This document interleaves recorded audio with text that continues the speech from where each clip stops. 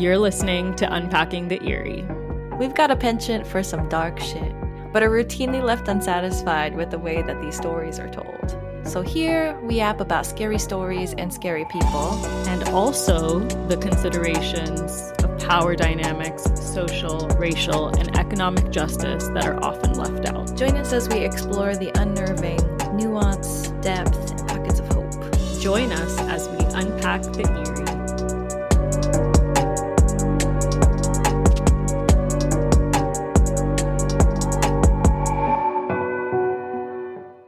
We're back.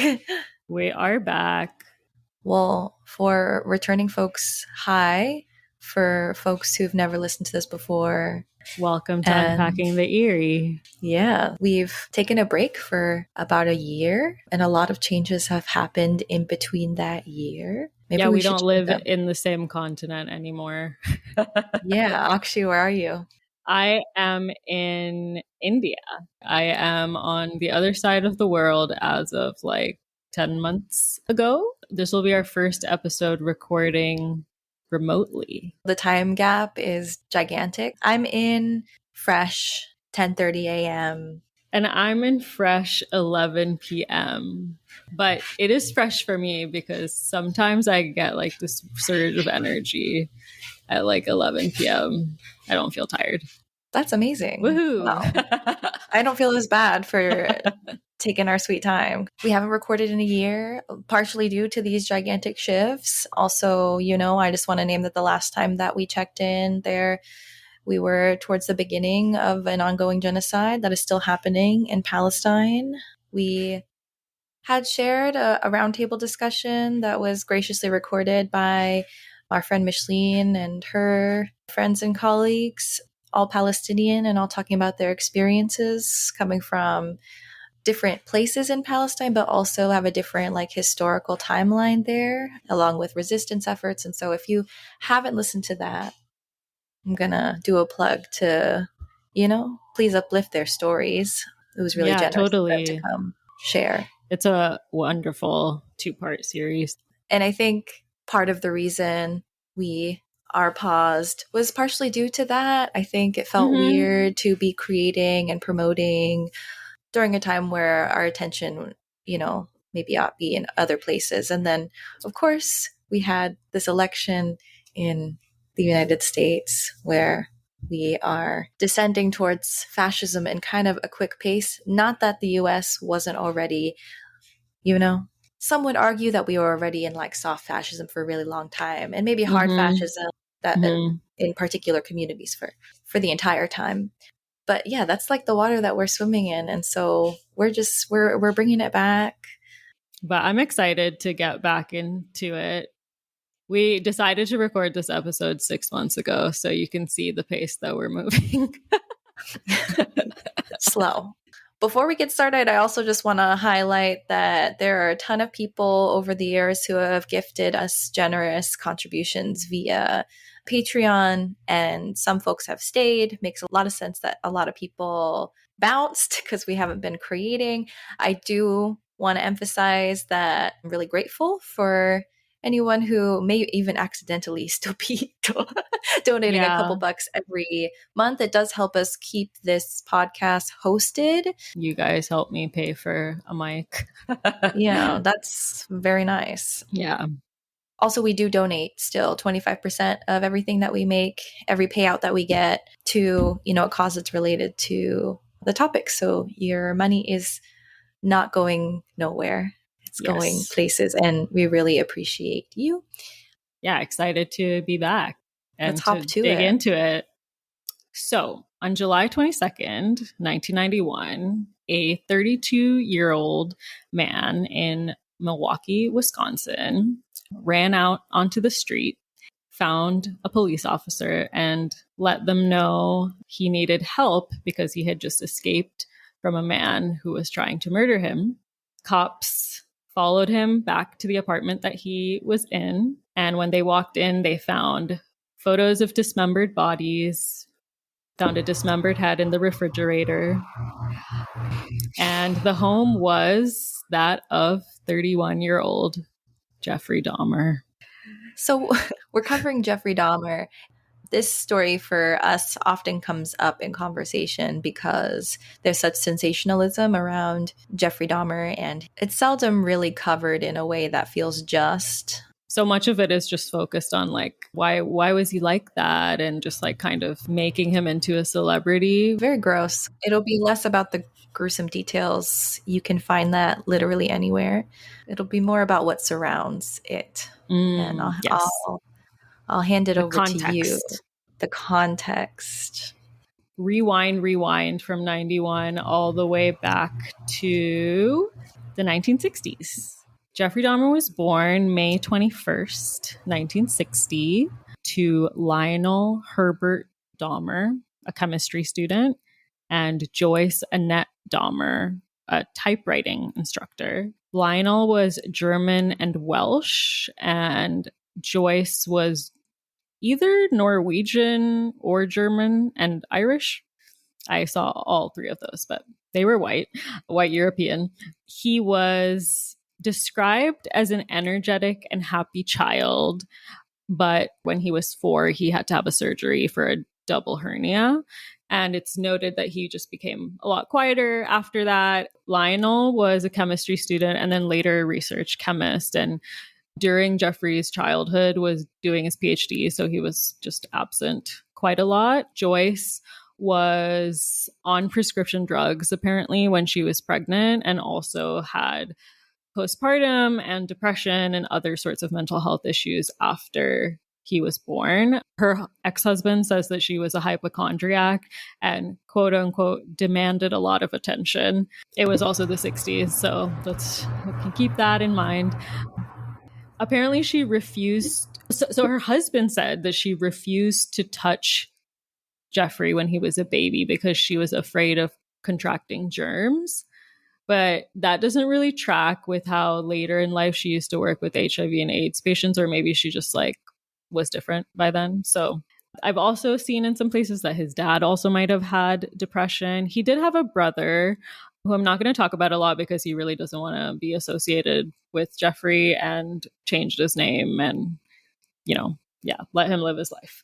But between the ages of 6 and 8 for Jeffrey, they moved around frequently, and then they finally ended up settling in this suburb in Ohio called the Beth Township of Akron. And it had a population of about 4,500. So very small town vibes. They were pretty well off. They lived in a 3-bedroom house with 2.5 bathrooms, and it was surrounded by woods. He and his dad had this father-son activity together where they would bleach connective tissue and hair off of rodent corpses when they found animals that had died under their house. So I guess his dad is...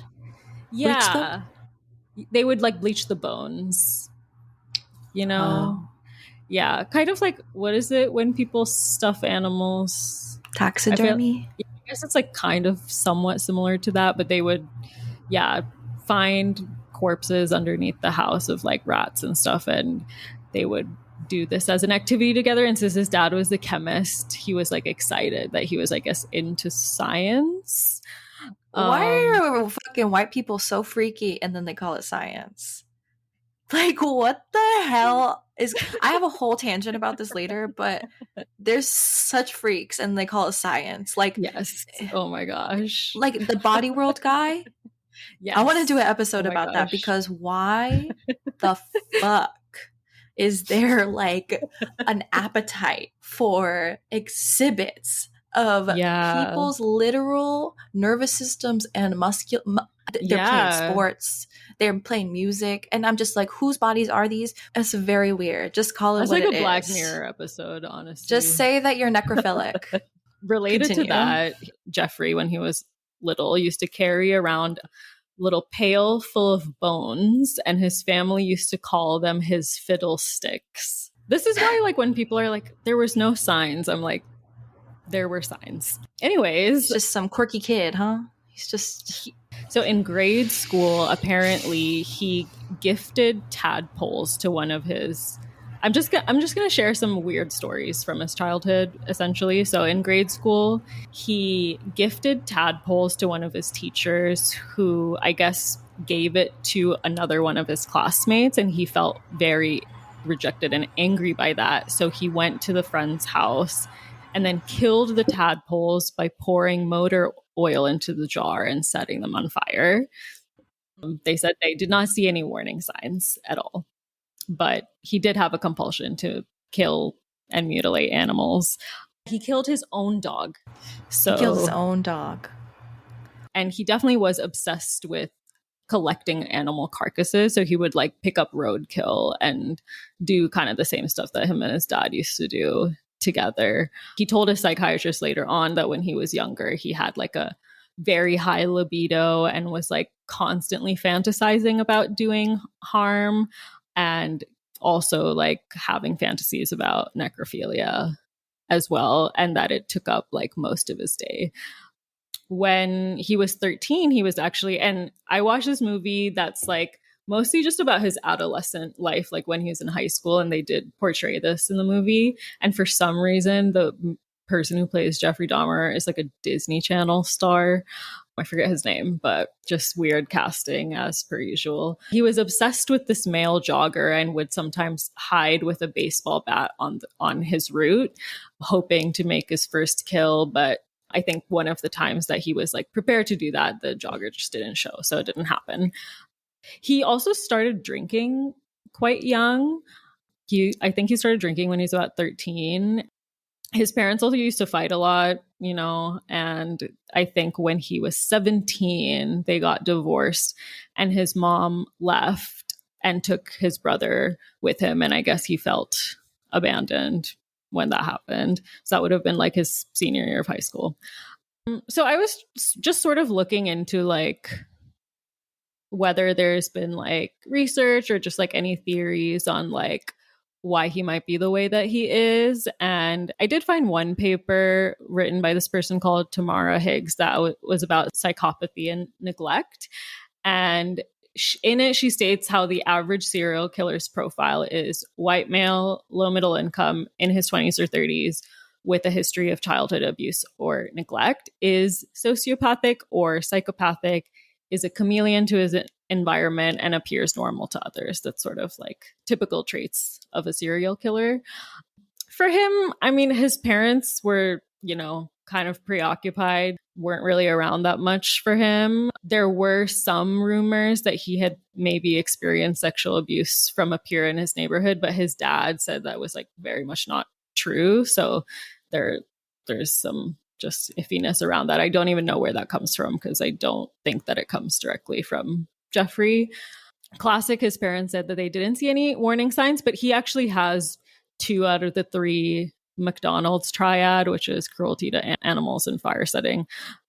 He did say later on that when he was 14, 15, he had fantasies of death that were intermingled with sex. And that's sort of when he knew he had sort of reached a turning point. I'm just thinking about how like women and girls and trans kids are way more likely to experience like severe abuse in their families of origin, but they are not the serial killer profile, right? So it's not just about whether neglect or abuse is present. It's also about like the world that we live in and who gets enabled to do shit like this. I'm going to go into his like adolescent high school time now. So he went to Revere High School, and this is sort of like when he starts to make friends. And that's what this whole movie is about that I watched, is he makes friends with a student named John Backdorf, who was an aspiring artist. Him and his other friends formed what they called the Dahmer fan club.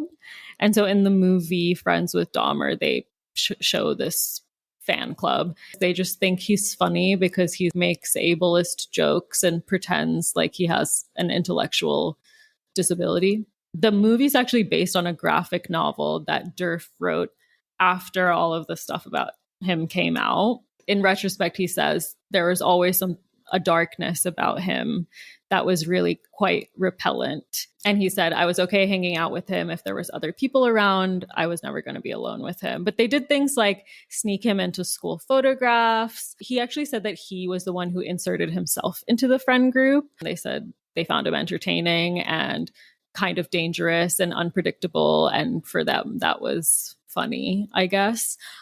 He apparently skipped school a lot and also carried around a styrofoam cup. Not sure what he was drinking from there, but since he's been considered to be an alcoholic since he was like 13, I'm guessing probably alcohol. But even people that he went to high school would say things like, we would have just never expected, even though he was clearly being very strange and concerning when he was in high school too. So I listened to this podcast called the Dark Side of the Land podcast, where they interview his former teacher and a former classmate. His former teacher was Al Smeshko, who taught PE and health and coached football and basketball. And he had him as a student twice in 9th and 10th grade.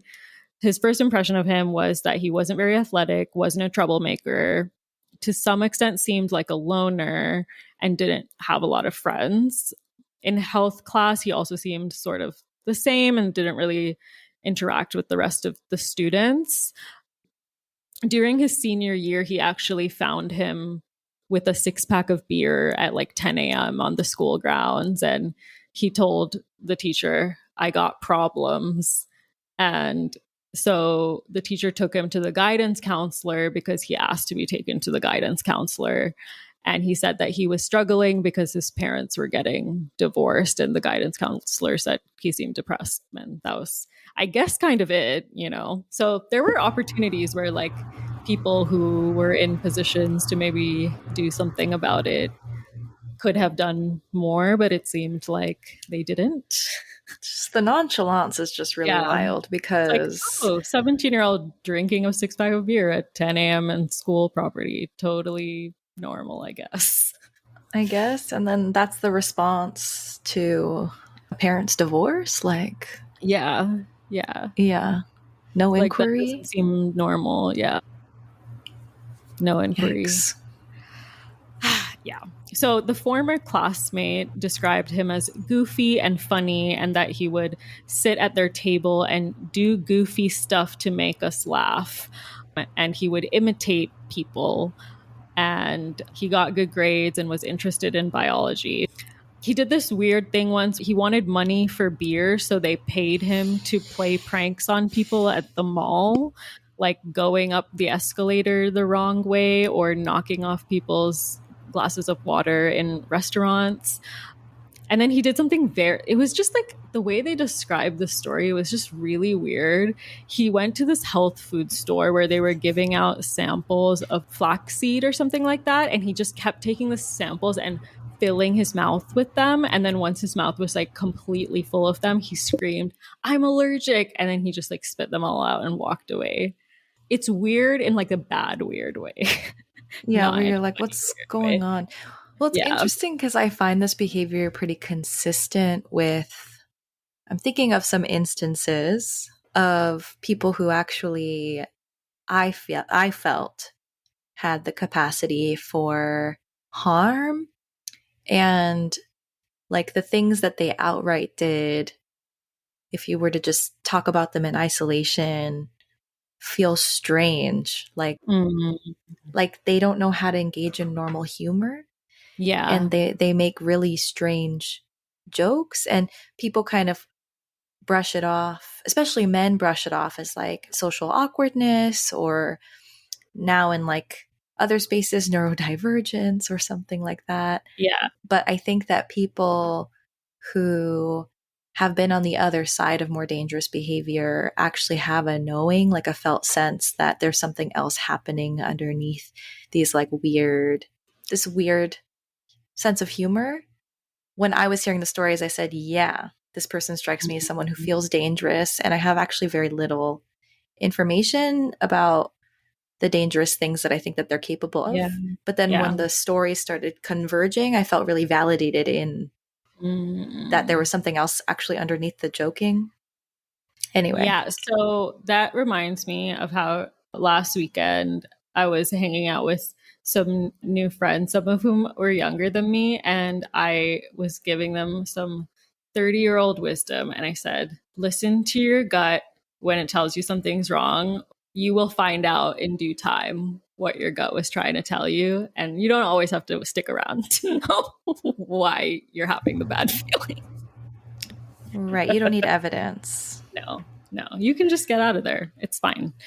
You don't need Well, to I know. think it's hard because I saw someone post online about one of the most insidious things white patriarchy has done is to weaponize people's intuition. You make people question their own intuition to make them feel like it's not valid or not real, and that you Yeah. need obscene amounts of evidence to back up the idea that they could be right. When our intuition actually evolved from, like, centuries and centuries and centuries of It's a survival. survival instinct. Yeah. It comes from our lizard brain that's like danger, no danger, Mm-hmm. But anyway, Back to JD, as I will refer to him, because I've never heard anyone refer to him that way and I don't like saying his name. okay, JD. So this guy who they were interviewing in this podcast said that the last time he saw him was a couple of weeks after graduation. He gave him a ride home after a party. And this also is a weird story because they live in like a super small town in Ohio, and he was driving home from a party and he saw JD walking down like a completely pitch black road at 1 a.m. by himself. And so he stopped and he was like, do you need a ride home? And he was like, sure. And he said that he wasn't really talkative and he seemed kind of drunk. And this guy didn't get out of the car, just talked to him a little bit and then left and never saw him again. And he said in this interview, like, he didn't kill anyone that he knew. They were all random people. So, like, I don't think he would have ever done anything to, like, me or anyone that we knew in high school. He also said he was smart.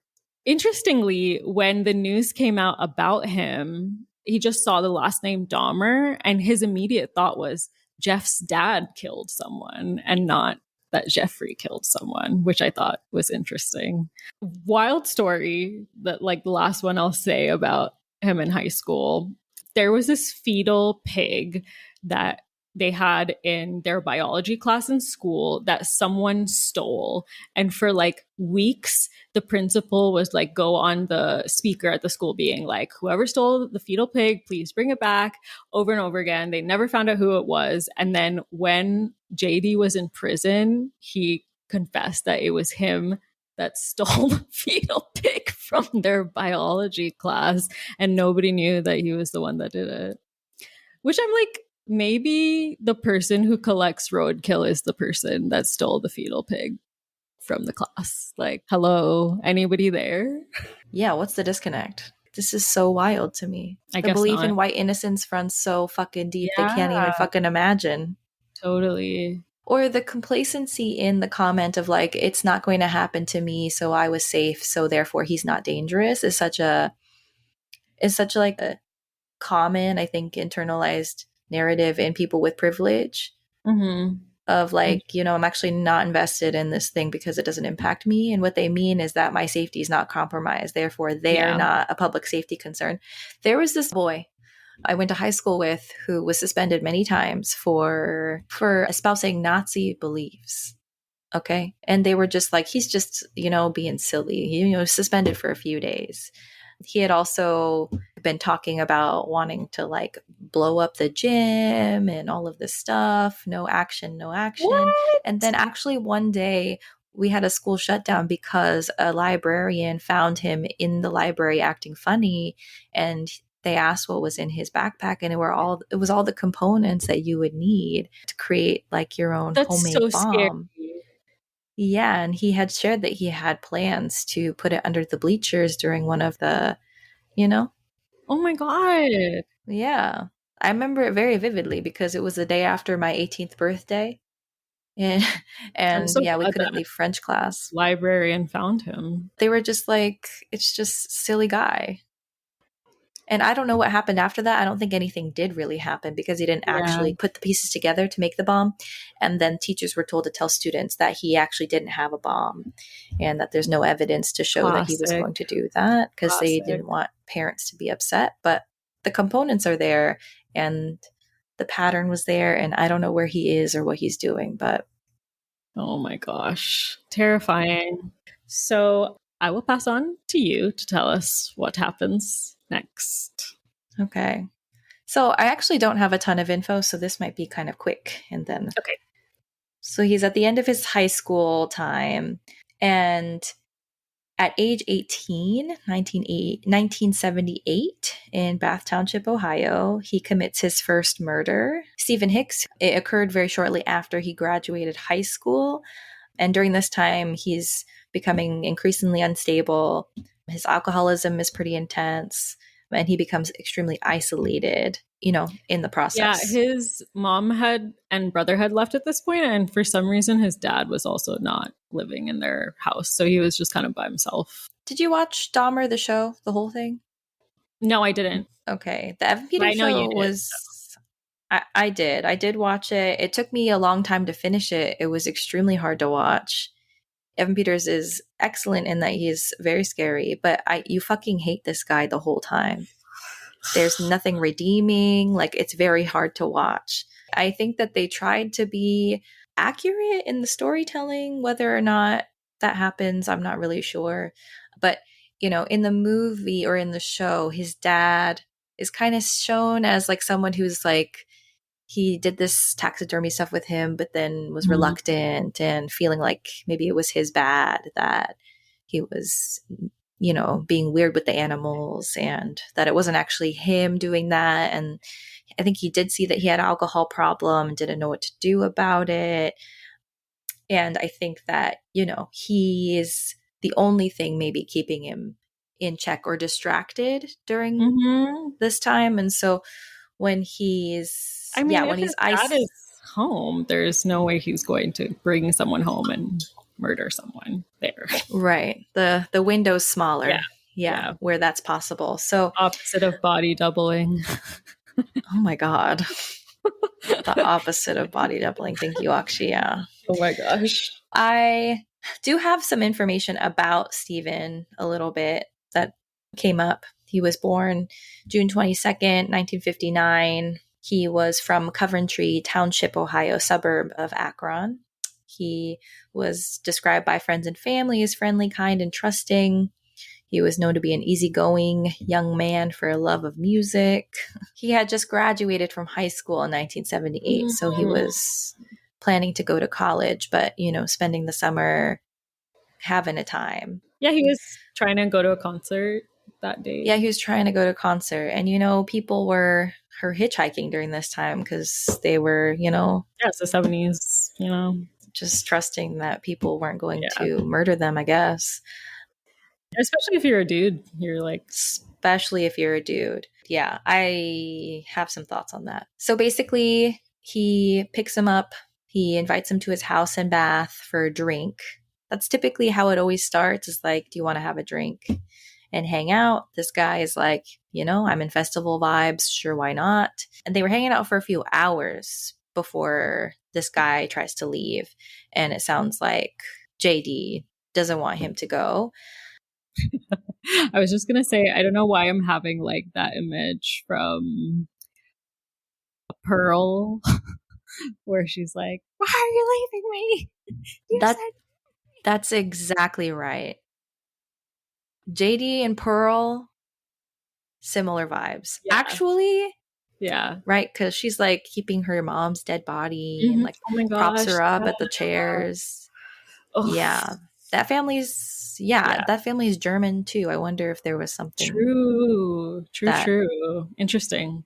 Like movies, they don't do things unintentionally. And then there's like a cultural piece too around containment and all of this stuff. But wow, I'll never be able to not see that. He's doing Pearl shit. The why are you leaving me? Yeah, totally.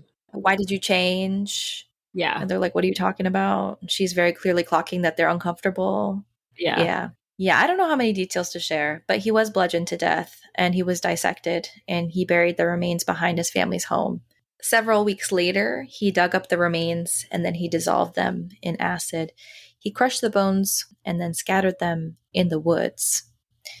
Hicks was dismissed as a runaway, not someone who was, hitchhiking and going to a concert and then going to college, which, maybe that was Yeah. the cops' way of quote unquote not wasting resources. But, his family really pushed for an investigation that never really happened.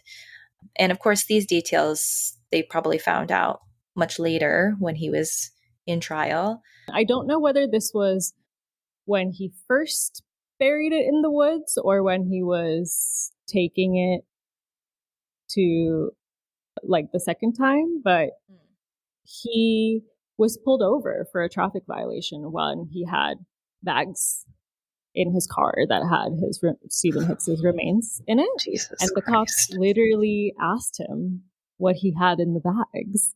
And he said, "It's trash that I'm taking to the dump." And he told them that his parents had just gotten divorced and that he was just driving around to think. And so they just wrote him up for being left of center driving and then let him go and didn't check the bags or anything. That sounds right. So, like, literally That's consistent. the first person. And 16 more people were killed after this. So, I mean, it's a really solid way for him to be like, oh, I got to do this thing and I was even stopped and nobody thought like, I got away with it. Yeah. Right. Like, I can do this. Yeah, you're so right. It's one of those stories where I'm just like, you can see actually this is like a community accountability issue because actually everybody is culpable for not following up on all of these things that could have been addressed. I'm sure there were missing posters in all of this. And, if he's seeing on TV that someone is getting cast off as a runaway and that they're not going to come back and look for them because of it, it makes a lot of sense that he would make the connection that, oh, if I'm strategic about who I choose to target, no one's going to be looking for them. They'll never find me. In Inside Edition in 1993, he said, "I always knew that it was wrong. The first killing was not planned." So he was acting on impulse. I was coming back from the shopping mall back in 78. I had fantasies about picking up a hitchhiker, taking him back to the house and having complete dominance and control over him. I was thinking about how when we talked about Catherine, we're talking about how patriarchy is actually at the crux of so much of why she was able to do that for so long. I still think that white supremacy and patriarchy are clearly also doing a disservice to everyone, including the main beneficiaries, white men. Like he was still made vulnerable by the cultural expectations that, that white men are always like kind of safe. And that of course there's like, he was a runaway and he's fine. He's probably somewhere doing his own silly thing because young people do that. Like I think there's a disposability there. And then also like, white men are taught that you can be trusting and that you are, and because you are invincible. So even if like his intuition was maybe like something's not right, he was probably like, like that was irrelevant. Yeah, he was probably like, I'll be fine. Yeah. I'll be fine. Yeah. Who's going to target me, And apparently, like Stephen's parents were really outspoken. Richard Hicks came out much later when the media frenzy happened. And, the case was unsolved for 13 years. They knew that something was wrong. Wow. Yeah. And they were also really affected by the fact that, their son's murder was like not really noted at all, or anybody's murder really. It was about the sensationalism of Jeffrey and his behavior.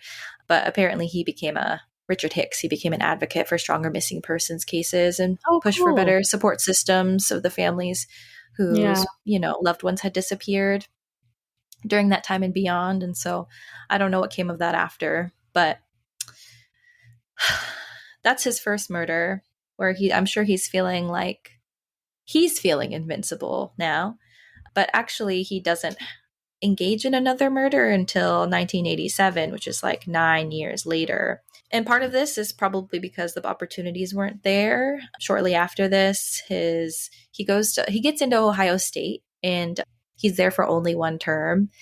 He drops out because he had a problem with drinking. I think that his grades suffered because of it. And his father is really pissed about it. And he urged that he enlisted in the army, which, is always helpful.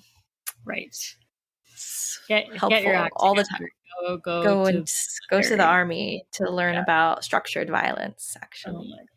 Channel all that rage. The military is incredibly skilled at sharpening people's ability to dehumanize the other, quote unquote, so that they can be effective. You're so right.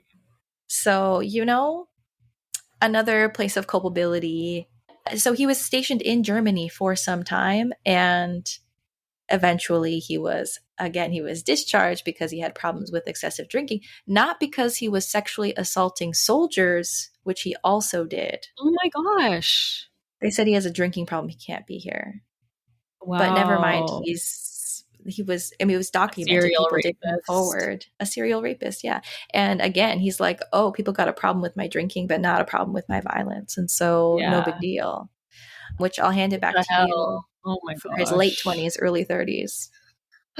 Right. So he comes back to Ohio because he's discharged due to drinking in September 1981. And he initially moves in with his dad and his stepmom, but only for a little bit, after which he moves to live with his grandma in this place called West Allis, Wisconsin. And apparently she's the only family member that JD liked, his grandma.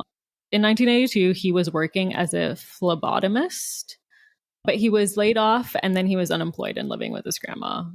During this time also, in August of 1982, he was arrested for indecent exposure. There's like a lot of this kind of stuff where he gets arrested for indecent exposure or molestation. But this first time was at Wisconsin State Fair, and it was in front of 25 people, and he was fined $50 for that. 1985 is when he starts to go to gay bars and bathhouses and just places that a lot of the queer community in Milwaukee is, spending time at. So I'm just going to create a little more of that context and environment and step back from JD for a little bit. I was really curious as to the LGBT history in Milwaukee was, and I was surprised to find a lot of very rich history that is part of Milwaukee. So I found out about this event, which happened 8 years before Stonewall, called the Black Night Brawl. And it happened on August 5th, 1961 at this bar in Milwaukee called the Black Knight, which was one of Milwaukee's most popular gay bars. It was somewhere that was known to be super, super inclusive of anyone and everyone, people that were gender queer and also queer in their sexuality. And it was very rare to find a space like this at that point of time. So the community was very protective of the space and who they let into it. So on August 5th, 4 20-year-old servicemen checked out of the tavern and were forcibly removed. This woman, Josie Carter, was there that night, stated that they only came in to cause trouble. They tried to fight the bouncer when he tried to kick them out. And so Josie, who is a Black trans woman, went out with a beer bottle ready to knock them out. And she said that this man turned on me. I thought, I can't let him put his hands on me. He was big and he kept coming at me. I thought he would kill me. In that moment, I could fight off an army in a bathrobe. I let him have everything that was in that bottle and he went down. So she beat him up. And so they fled the bar, but they said they were going to bring their friends and come back. So everyone at the bar basically just got ready for this. They were like, all right, we're ready to fight. And Josie said, we did not run from a fight. We did not run from nothing. And Wouldn't you know it, those big ass mothers came back and just tore apart the bar looking for little old me and my husband because their buddy got beat up. It didn't last very long. It was an intense fight, and one of the patrons of the bar had a lot of lacerations when he was thrown through a broken window, and another experienced a concussion when he was hit on the head with a bar stool. But thankfully, no one died.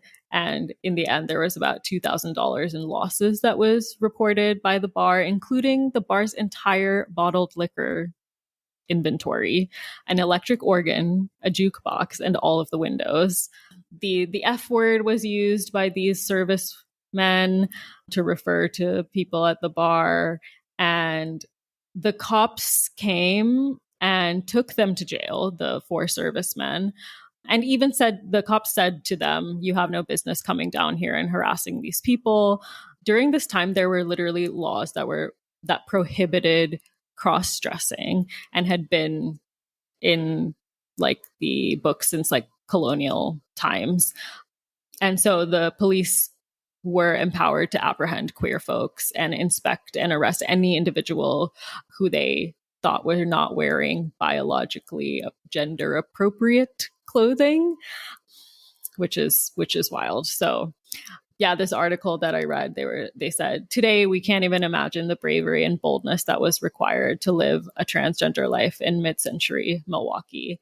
And Josie Carter says, "Oh, I was so proud of myself, but when I went back to the bar and grabbed the door handle, I realized my whole finger was pushed all the way backwards. I didn't even notice it during the fight. I just kept fighting. We all did." So the area that this bar was in was called the Fruit Loop because there was a ton of gay bars around there. But sadly, in 1966, this area was demolished and a freeway was built. The community moved further south, and Milwaukee's second gayborhood was formed at 2nd and Pittsburgh. By the late 1970s, there were about a dozen gay and lesbian bars in this area. So a lot. And I feel like a lot of people came from other places in the Midwest to Milwaukee because it was kind of like a haven of that area of the country. And a lot of the queer activists at the time compared Milwaukee to New York and San Francisco and were like trying to make it on the same level as that for queer folks, which I never knew that. Did you know that? No, this is new to me. Yeah. Thank you for unearthing this. I'm sure people who like live in the Midwest maybe know more about this. And I'll share another quote by Josie. She said, "I have never lived in fear. All someone can do is beat me up. But believe me, if I see them again anywhere, I will walk up to them, tap them on the shoulder and say, 'Remember me?'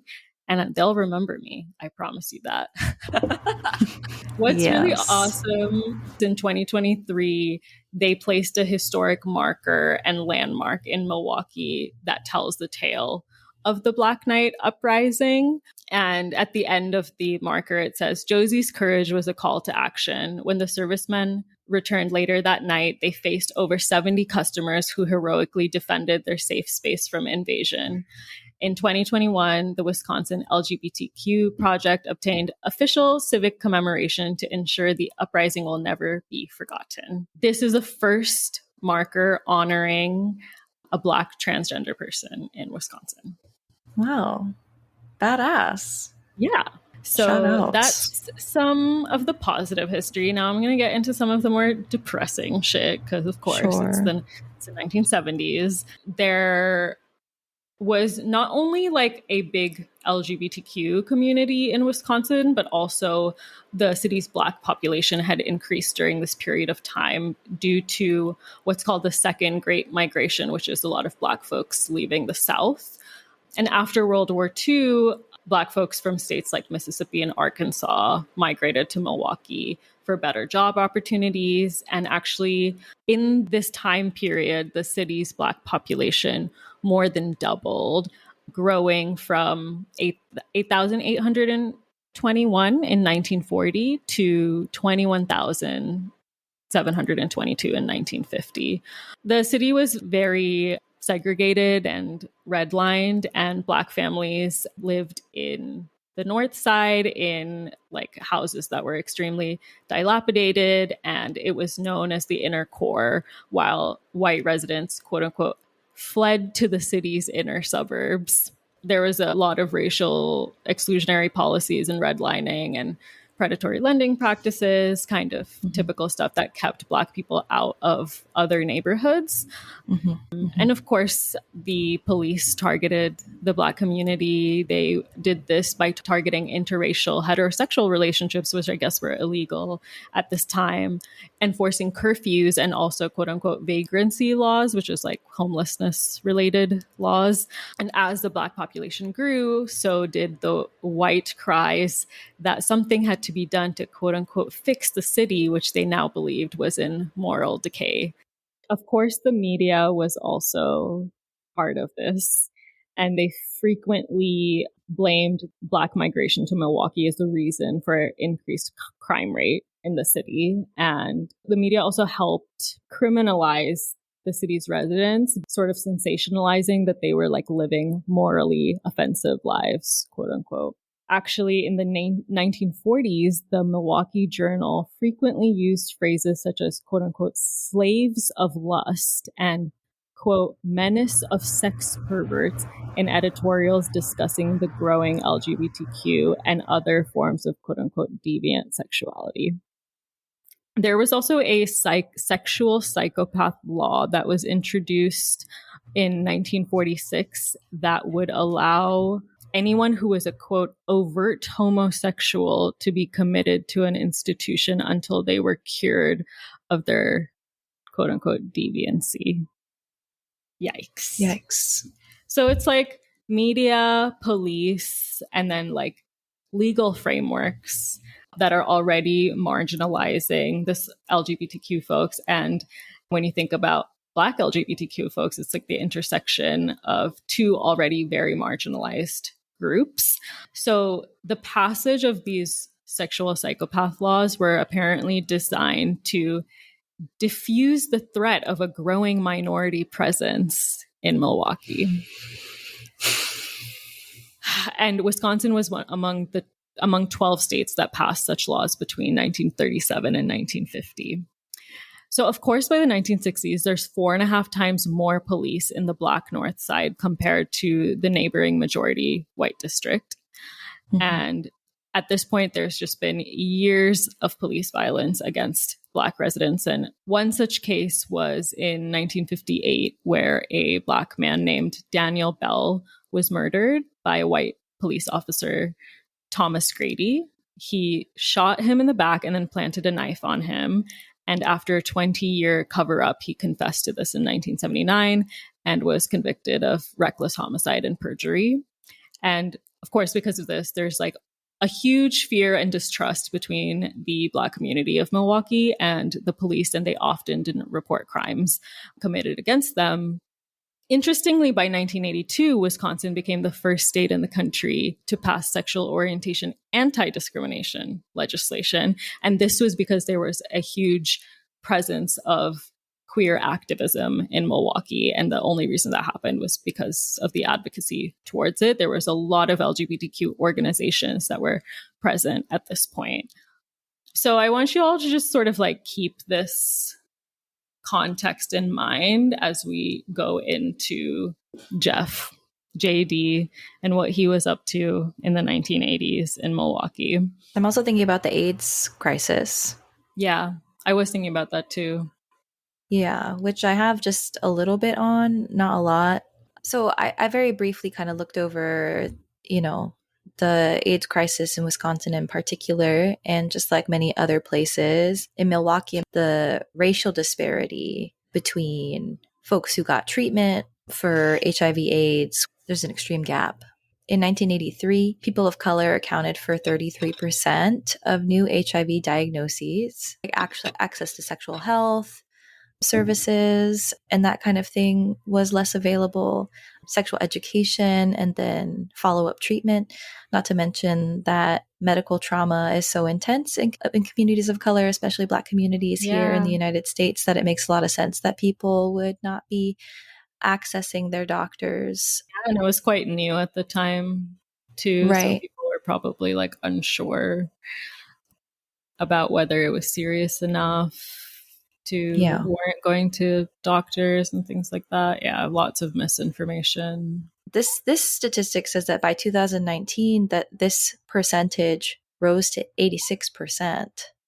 Wow. Um, so the disparities in care are still very present, Mm. actually.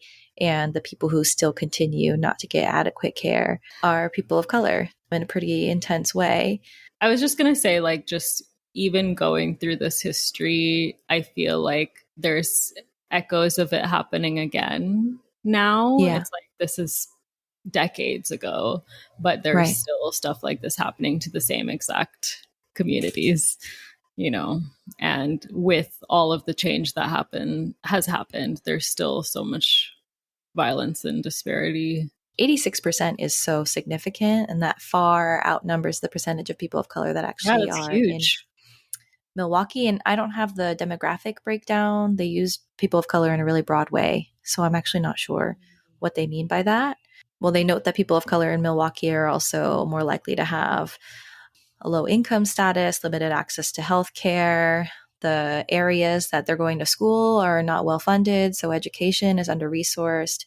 There's higher percentage of people of color who are homeless in comparison to the white population. And we know that houselessness in and of itself is a risk for sexual violence. I don't think that Mhm. I worked with so many, when I did DV and sexual violence work, I don't think I worked with anybody who was experiencing homelessness who had not been sexually assaulted during that time.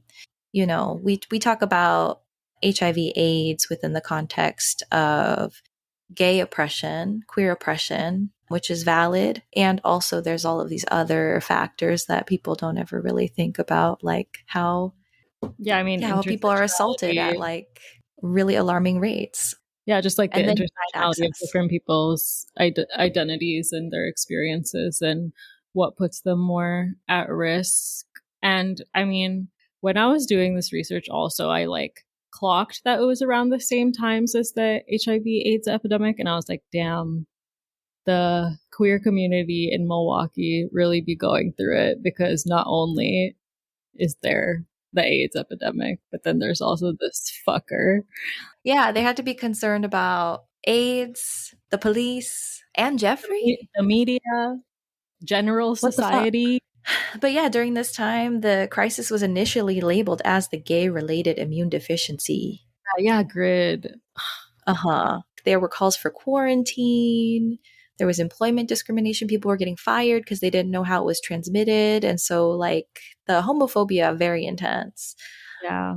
But this connection to what you were sharing about the advocacy work and the community building, community organizing, Wisconsin's response was actually they were kind of the earlier responders to HIV/AIDS. The state formed a task force in 1983, which was a lot earlier than a lot of other places, Wow. and Yeah. implemented confidentiality protections for HIV testing. So they were trying to encourage people to get tested without fear, or at least the people who were pushing for this part. But, that's incomplete because they're also saying that the healthcare system was not really responsive to, again, quote unquote, marginalized groups with HIV/AIDS, especially folks who were Black, Latino, or openly gay. They faced barriers to basic services. Yeah, that's that. Just getting hit from all angles. Right. And so, similarly, like people were struggling anyway, people who were living in the intersections of race, sexuality, and poverty were at heightened risk for really dying just by living during this Yeah. time. That was also who Jeffrey really targeted. There has to be like some extreme ties to like his psyche and how he was like, look at how much they don't fucking care. Right. Yeah. That made him feel like he could really escalate, because he does escalate in the 80s in particular. Hmm. It feels Hmm. very congruent with this same time. Great segue. So, as I said before, around 1985 was when JD started going to gay bars and gay bathhouses and just sort of like inserting himself into the LGBTQ community in Milwaukee, in the north side, specifically in a predominantly gay neighborhood, a predominantly Black neighborhood. And what he was doing when he went to these gay bathhouses was he was drugging people and sexually assaulting them. And it happened so many times that his membership to the bathhouse was revoked. And he said that the reason he did this was he found it frustrating that his partners would, quote, move during sex. That's honestly terrifying because I'm like, I've always kind of thought about roofing as such a common practice that we're just like drilled into our heads to cover our drinks. And I definitely know multiple people who've been roofied, and everybody that I know knows multiple people who've been roofied. It's such a common practice. And I always wondered what the tie between that and necrophilia was, because why are you feeling aroused by someone who is unable to respond to you? Yeah. I just was reading this book where there's a significant plot line of like young boys having a group chat where they talk about essaying girls, a lot of whom through drugging. And I'm just like, this makes me so suspicious of like any man. Cause I'm just like, what kind of group chats you in that we don't know about? You know, what kind of conversations are being had?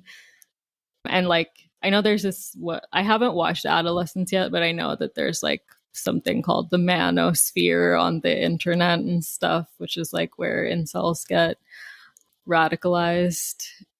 So it's very scary. It really scares me, honestly, because I feel Men like they're scary, uplifting each other's violent tendencies, and we don't know about it because it's happening in these like private channels at a much larger degree than it was before because of technology. So freaks me out.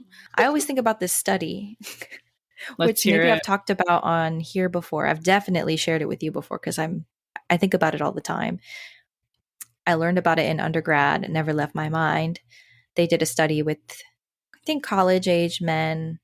Don't know what the racial demographic was, but I would assume that it was largely white men. But basically what they did was they put like a EKG on their brain, and they were asked to just look at a series of photos. And what they found was that overwhelmingly the men, when they looked at a tool or like a hammer or like a couch, like an object, there's a part of your brain that lights up and your prefrontal cortex is dark. Yeah. Right? Because you're not trying to figure out what's going on with the object. But they also found that when they looked at photos of women, especially women who are dressed in bikinis and whatnot, their prefrontal cortex goes dark, and the same parts of their brain that are assessing for tools and objects is the same part of the brain that's lit up when they're looking at women. And they did not find that to be consistent when they were looking at photos of men. So there is literally a biological wiring that is happening to people we raise to be men. Yeah. That literally dulls or removes their capacity to see women as human beings. And I think about it all the time. And that is just frightening. I think about it all the time. Terrifying. There's another study in my head that I think of when they surveyed white people with similar vibe, except they were showing them photos and videos of people who are being hurt. They found that white people, the part of your brain that lights up when you feel pain yourself, it lights up when they look at other white people who are being harmed. But when they showed them videos or photos of people of color being harmed, the part of their brain goes dark. Wow. So, combination white man. Yes. The suspicion is high. And I just don't know the level of work that you would have to do to rewire your brain to receive people differently. The work is immense. Like, you would have to be so fucking dedicated all day, every day for pretty much all of your life, I think. Which is why probably the quote unquote best men that you meet are people that have a lot of sisters or are friends with a lot of women. Right, because they see them as people, yeah. Yeah, yeah. And they have probably rewired their brain through those experiences that they've had. Sad, disappointing. Very sad, very scary. So, Yeah. I don't know. I can never find those studies. I would look for them every so often, but I remember One day we'll find they were them. seared in my brain. Yeah, yeah. I mean, they're very specific, so I'm sure that they are real in somewhere. But wow, thanks for sharing that. Yeah, so Yeah. he was SAing people that he met in bathhouses, and he had his membership revoked after he did this. And this is late 1985. And shortly after this, he actually tried to dig up a body of an 18-year-old corpse and take it home. But then he gave up on this plan because I think he probably didn't think it through, and lots of logistics there. So, like Shayna said, behavior is starting to escalate. September 1986, he is again charged with disorderly conduct because he is masturbating in front of two boys. He told authorities that he was just urinating, and he was sentenced to 1 year probation and to undergo counseling, but I'm pretty sure that never happened. Again, many instances in which things could have happened, and the reason why he was not reported to the police because he was essaying people is because of the horrific context in which the Black queer community is living in Wisconsin with no trust at all for the police. And I'm sure that they would have done absolutely nothing about it, even if they had. So this comes to September 1987 when he murders his second victim. His name was Stephen Tuomi. He was 24 years old, grew up in Ontonagon in the Upper Peninsula of Michigan, and he worked as a short order cook in a Milwaukee restaurant.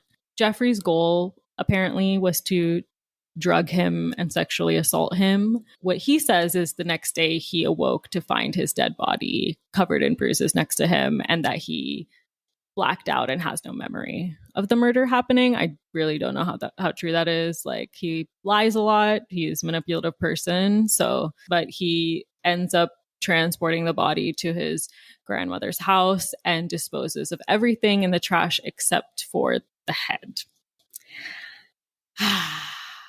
I just noticed like similarities to Gary Ridgway in how he was targeting sex workers because he knew that no one would care or notice that they were going missing, and he would be able to get away with it for much longer in that context, and how JD did the same, preying on queer communities of color, and how the police were very indifferent to violence that was happening within these communities, and victim blaming as well, of like, if you're gay, you should expect violence because that's the quote unquote lifestyle you're signing up for. It was several years after he murdered Stephen Hicks that this second murder happened. And after that, I think he felt really confident in himself. And January 1987, Jamie Dockstader, 14 years old, was murdered. March 24th, 1988, Richard Guerrero, 25, was murdered. And March 25th, 1989, Anthony Sears, 26, was murdered. And these were all people that he murdered while he was living at his grandma's house. And I will go a little more into who these folks were later on. He clearly is getting more bold, and he's clearly escalating. And I think for a lot of cases like this, there's always a point at which like there's an escalation because one, they feel like they can get away with it, but then also I think that there's like adrenaline chase that happens where they're like, I want more and I want more and I want more. Really gruesome and horrible come 1990. It was already gruesome and horrible, but He's getting experimental now. He moved into apartment 213 at a place called the Oxford Apartments in Milwaukee, Wisconsin. It's on the north side, which Akshay mentioned is a racially segregated area, a really under-resourced area, He historically moved Black there on neighborhood. purpose. He moved there on purpose, absolutely. He moved there on purpose, and I think that he had a fetish for Black men in Yes. particular. Like, that 100%. feels really clear. Yes. Later in Yeah. his interviews, he was talking about how he only killed the pretty ones. And he said it with like a, I don't know, I remember being struck by it because he said it with like a resentment. Like, there was all of this internalized anti-Blackness and internalized homophobia that was living inside of him, that he resented himself for being attracted to Black men. And I think that we see this a lot with violence against transgender women. I think that a lot of the times people who kill them are people who are attracted to them, and then they are angry. An extremely violent projection, basically. It's like you hate yourself and you're taking it out on this person. I'm thinking about this quote by Alok Menon. They have this really beautiful way of framing that kind of violence is occurring because you hate the beauty and the softness that you see in me. Wow. That you cannot locate within yourself and that you cannot love within yourself. And that feels really resonant. And this feels related. Anyways, so this place in the north side becomes like the primary sites for where all of the murders happen, the ones that are he's most well known for. And this is also where the site of that first story we shared at the beginning, or actually shared at the beginning, where he gets caught. 12 of his 17 known targets over the span of roughly 14 months happen here. I'm going to just name who these people are. Akshay does have more details about who these people were and their stories that we'll share later on in the episode. But for now, I'm just naming who they were. So May 1990, Raymond Smith, 32 years old. June 1990, Edward Smith, 27. September 1990, Ernest Miller, 22. September 24th, 1990, David Thomas, 23. February 18th, 1991, Curtis Slaughter, 17 years old. April 7th, 1991, Errol Lindsay, 19. May 24th, 1991, Tony Hughes, 31. May 27th, 1991, Konarak Sintha Somphone, I hope I'm saying that right, who's 14 years old, and I'm going to go deeper into his story in just a moment. June 30th, 1991, Matt Turner, 20 years old. I think this is July 1991, Jeremiah Weinberger. July 12th, 1991, Oliver Lacey, 24. And July 19th, 1991, Joseph Bradahoft, 25 years old. I wanted to put a spotlight on Konarak's story. He's a 14-year-old boy, and I think that this is a story that we have more details on. And so if you've heard about Jeffrey, you're likely to have heard about this particular story. Konarak was a Laotian boy who he was one of 9 children, and I think his family was financially struggling at the time, and so Jeffrey lured him with the promise of paying him. He did that with a lot of people.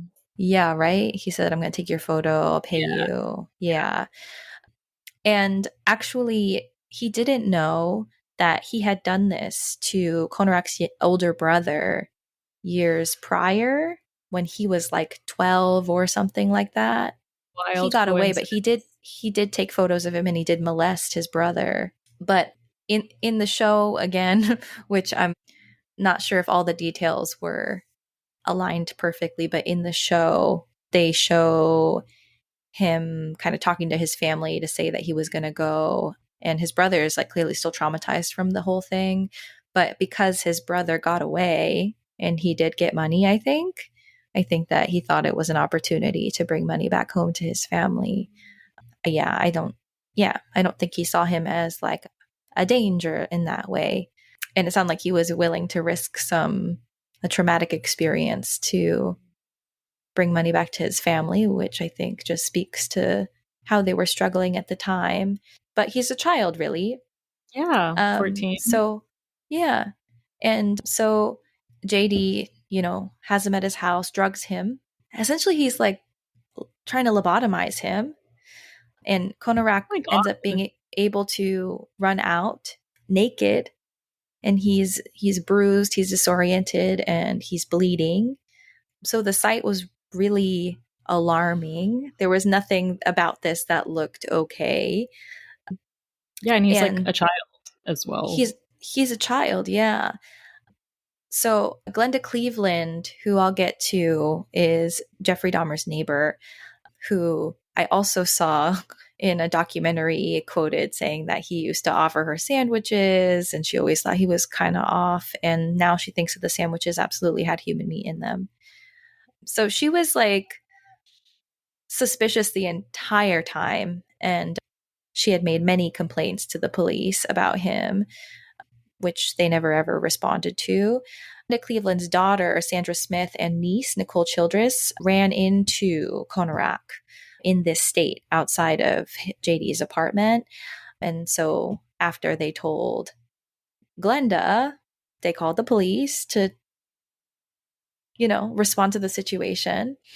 The police that showed up on the scene, their names are John Balsarzak and Joseph Gabrish. They assumed that this was JD's lover. He goes, "Oh, he's just a little drunk. He doesn't really speak English. He acts like this. He's fine. I just want to take him back to my house." And the two young women who are like clearly like, "Do you see this? He's like can barely walk. He's bleeding. He's a child," are completely ignored. And they're not only ignored, This is so rage inducing. The police not only dismiss the situation, they walk him and Konarak back to his house. They said it was a lover's quarrel, which I'm guessing he has incriminating shit in his apartment at this 100%, point. 100%. So I think they were dismissing it as domestic violence, which, the failure to respond to domestic violence is high as well. Right. They never checked his ID. They never ran his record, which they would have seen that he at least had other run-ins that were really... I actually read that he was convicted for molesting his brother, and so they would have realized that if they ran his name. Right. And I'm also just thinking about how I just said that this neighborhood has 4.5 times the number of cops as any other neighborhood in Milwaukee. Yeah, the juxtaposition between this and the over-policing and extreme brutality is really stark. Yeah. Yeah. And the way that I'm sure that they were probably criminalizing queer folks as well. Yeah, they took him back to the apartment. They ignored the very clear evidence that this boy was bleeding.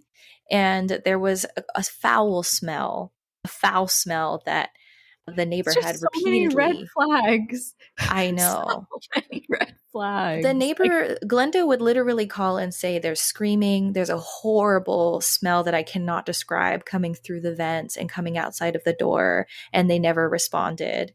And so when they brought him and this boy back, they had to have been able to smell that, the decomposing bodies. I bet they didn't make reports that she had stated this.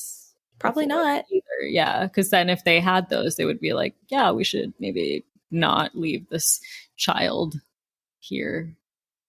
My God, it's not even like incompetence. It's like blatant disregard for life. Yeah. And I would go out on a limb and say that police know what decomposing bodies. Of course they do. Yeah, smell like more than the average person.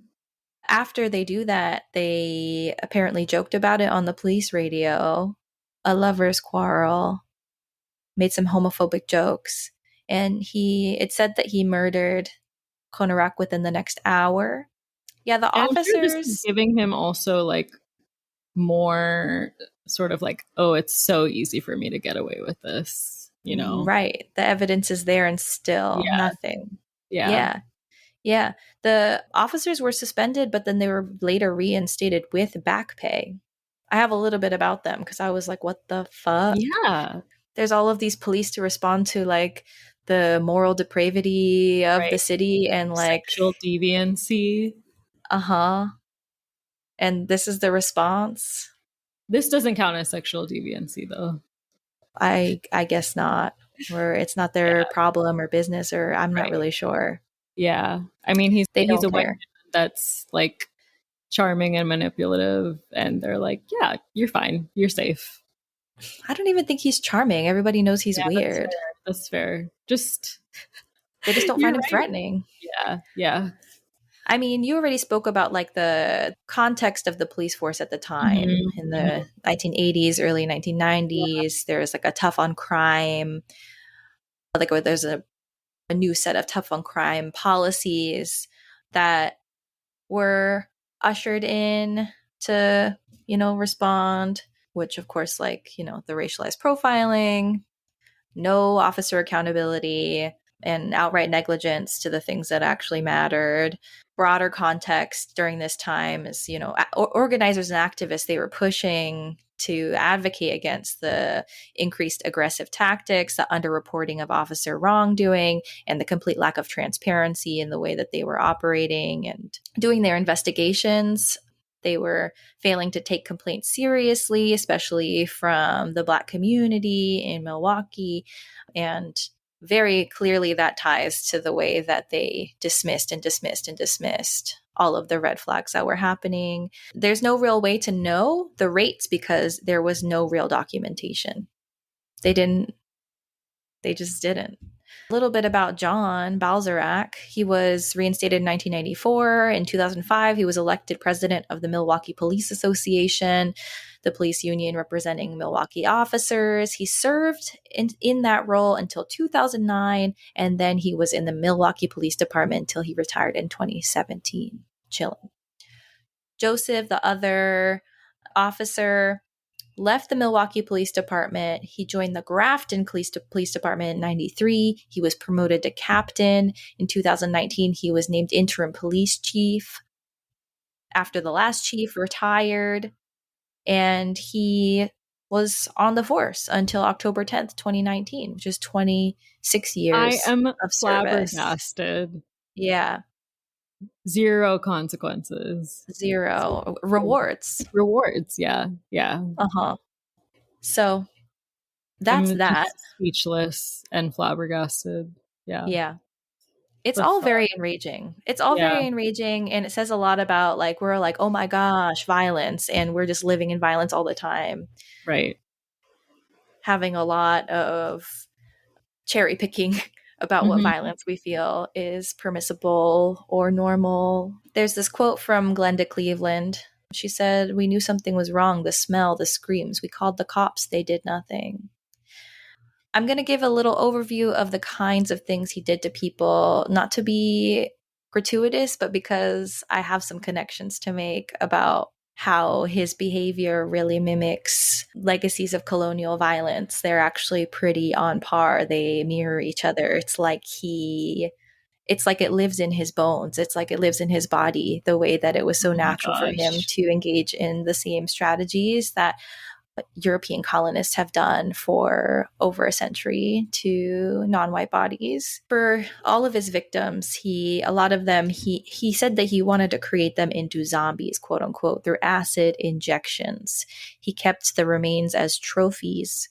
He typically lured victims with promises of money or companionship, like we said, and then he would drug them. He would lock them in the house. He would kill them, and he would dismember them in the apartment. He preserved and kept their body parts in this freezer, including skulls and skin and organs. He also cannibalized some of the bodies, and then he also painted some of their heads and put them on display in his apartment as decoration. He repeatedly stated that his desire was to keep them close forever by consuming them and trying to preserve their parts. So the way that he's sexualizing death and control, I think, is very much a byproduct of older colonial violence. Want to reiterate that throughout this period, he went unnoticed. He nearly all of his victims were working class men and boys Not of color. unnoticed. His neighbor noticed. Right. Unnoticed by people who had the power to Yes. intervene. Yeah, exactly.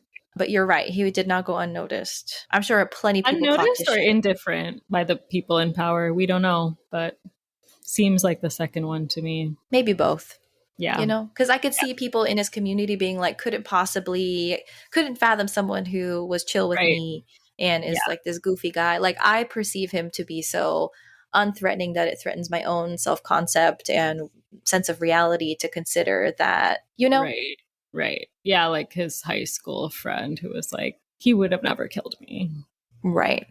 Yeah. Like, I don't think that's the point, but Yeah. glad you feel safe, you know? Yes. And, you know, like most of them were queer, some were houseless, some were involved in survival sex work, main targets in the end being predominantly gay Black men.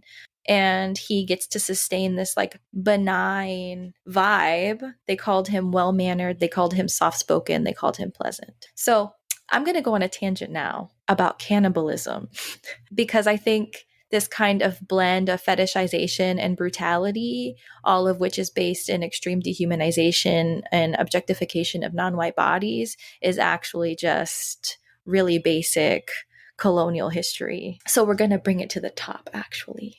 I first looked at the internet to be like, okay, what are examples of cannibalism in European history? And there's actually quite a lot. The first thing that came up was on the practice of medical cannibalism. And I found all of this information about how from the Middle Ages to through the Renaissance, and maybe a little beyond that, Europeans widely practiced cannibalizing mummies. Egyptian mummies were very prized, it said. Thousands were ground up and sold in apothecaries. They called it mummia. They thought it had healing properties. It feels like it shouldn't be real, but all of this feels like it shouldn't be real. So there was a True. misunderstanding of Arabic medical texts, they said, which describe the use of bitumen, which is like they say it's a resinous substance. So I wonder if the resin that's used in mummification practices, that was the thing that they said had healing properties, but they're not translating correctly, you know, because Oh God. yeah, they confuse this with the actual mummy themselves. It's kind of funny in like a dark way. Like I'm just like just seems so absurd that they were even trying to look to do something like this in the first place. And they were like, you know what this probably says is that we should consume the mummies. Like that's You know, they were living rough out there in Europe for some time. They were probably looking rough and smelling rough and all of these things. And you know, like the true. practices were True. just horrific. I was reading that in the Victorian era, rat's nest comes from literally like ladies wanted their giant hair and they put fucking lard in it so that it would stay up, and you know, you weren't bathing regularly or washing your hair regularly, and rats would literally make a home out of, yeah, Oh my God.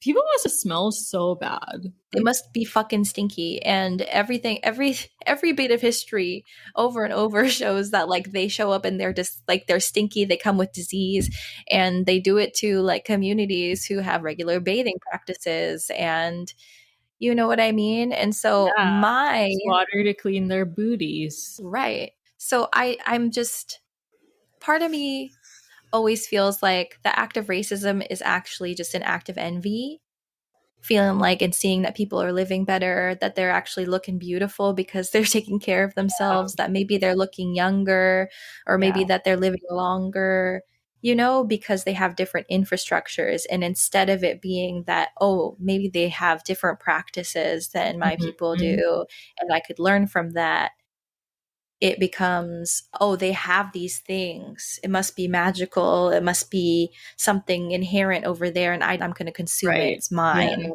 Yeah. Yeah. You know, that feels consistent. So yeah, they started fucking apothecaries sold powdered mummy as medicine. They said it treated everything. They said headaches, the plague, a cure. And it was a practice for people from all social stratas, wealthy people, poor people. They were all looking for mummy powder because they thought it was going to fucking cure them. This They is said internal wild. bleeding healed. It lasted for Oh my gosh. absurd. It's just like a mass delusion. It is mass delusion. Yeah. What if whiteness is just folie à deux, but like forever? On a massive scale. Yeah. Oh my gosh. Because this is so wild. It really connects. I'm thinking about the asylum, whatever, and you look at the list and you're just like political excitement, menstrual derangement. Oh my This gosh. is so wild. Bad whiskey, like, Yes. girl, what are you talking about? You know? It makes They're me think that they're like tripping or like high off of something. They're fucking confused and violent. Yes. For a long time. Yes, for a very, very long time. But we talked about Centuries. in the Lizzie one, the Elizabeth one, we talked about, the Middle Ages, so gnarly. They didn't bond with their kids. They're being incestuous. We learned that blue eyes is actually a byproduct of incest. They love these like torture practices. What's with the torture, man? Yeah. I went to a torture museum, and don't ask me why I did that. I was in Chicago. I was by myself. It kept popping up on my phone. I said, you know what? I guess what the fuck else am I doing? Yeah. I've never gone to one of these. It was horrifying. I wouldn't do it again. The vibes were very bad.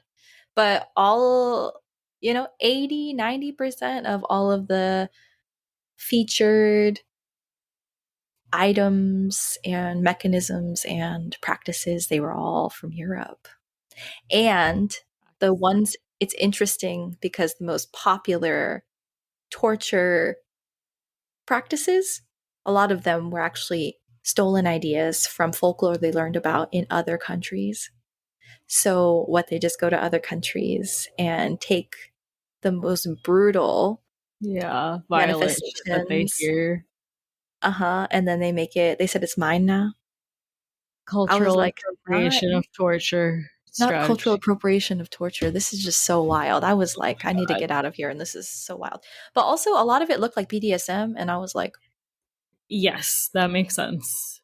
Like, whoa, what is the inheritance that is BDSM, and how does it connect? Because it would make a lot of sense that you would have to trick your body into receiving pleasure from pain if pain was something that was inevitable and happening to you at really intense levels. But that's neither here nor there. If someone has some analysis around that, would love to hear. Okay. Mummified remains were also used in art. Mummy brown, a pigment made from ground mummies, was popular among some European artists.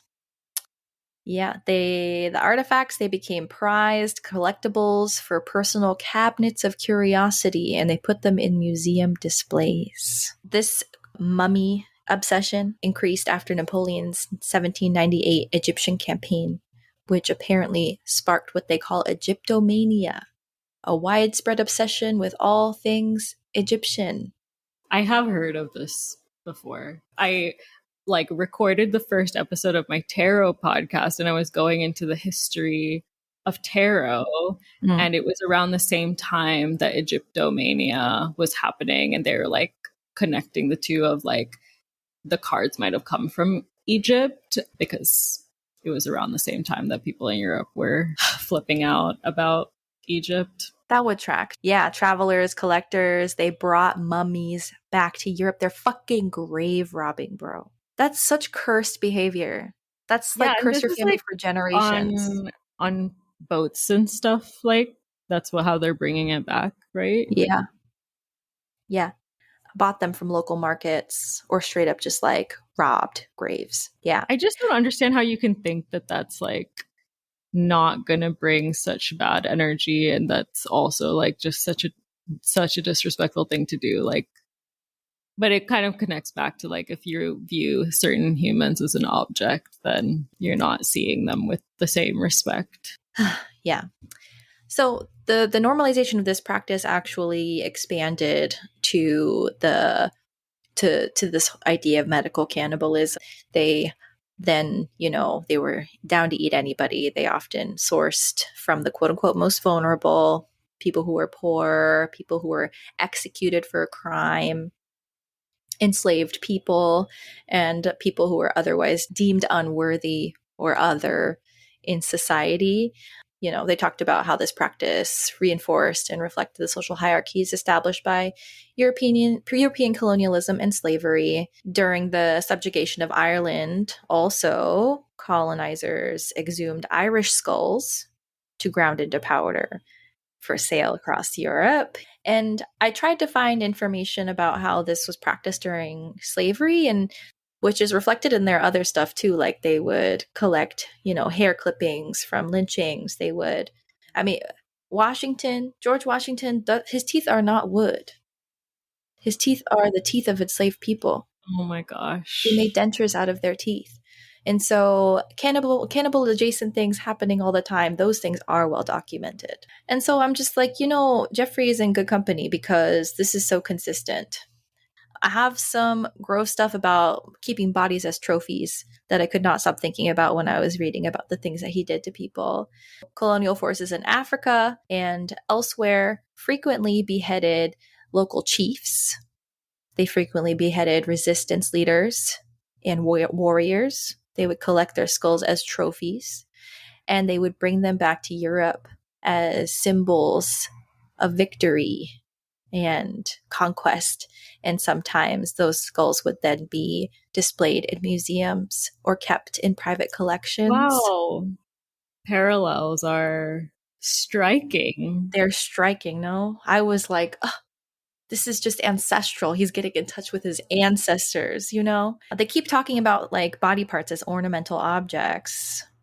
They also practiced scalping indigenous people, which is, interesting because I think that there is the lore that white people like to put out is that indigenous people were scalping each other and scalping them. But actually the practice of scalping was happening by the colonizers. It's always a projection. Always. It's always. They institutionalized the practice of scalping indigenous people, British and Spanish colonizers would. They kept them as trophies and proof of like their military superiority, or they would bring them back to claim rewards for bounty. Yeah, Massachusetts issued a lot of scalp bounties in the 18th century and practiced this continuously through the conquest of California. California actually is a site of like one of the most devastating indigenous genocides in the country. I don't feel like people talk about it that way because California is held up as this like liberal place. The erasure is really intense. And not to mention like missions and all of that, like there's so much going on in California. Yeah. They also had human zoos in early 19th and early 20th centuries. Europeans and Americans displayed colonized people in human zoos. Millions attended these. Millions. And so, I'm thinking about like, there's the people who do the egregious violence, and then there are millions of people who have the appetite for it.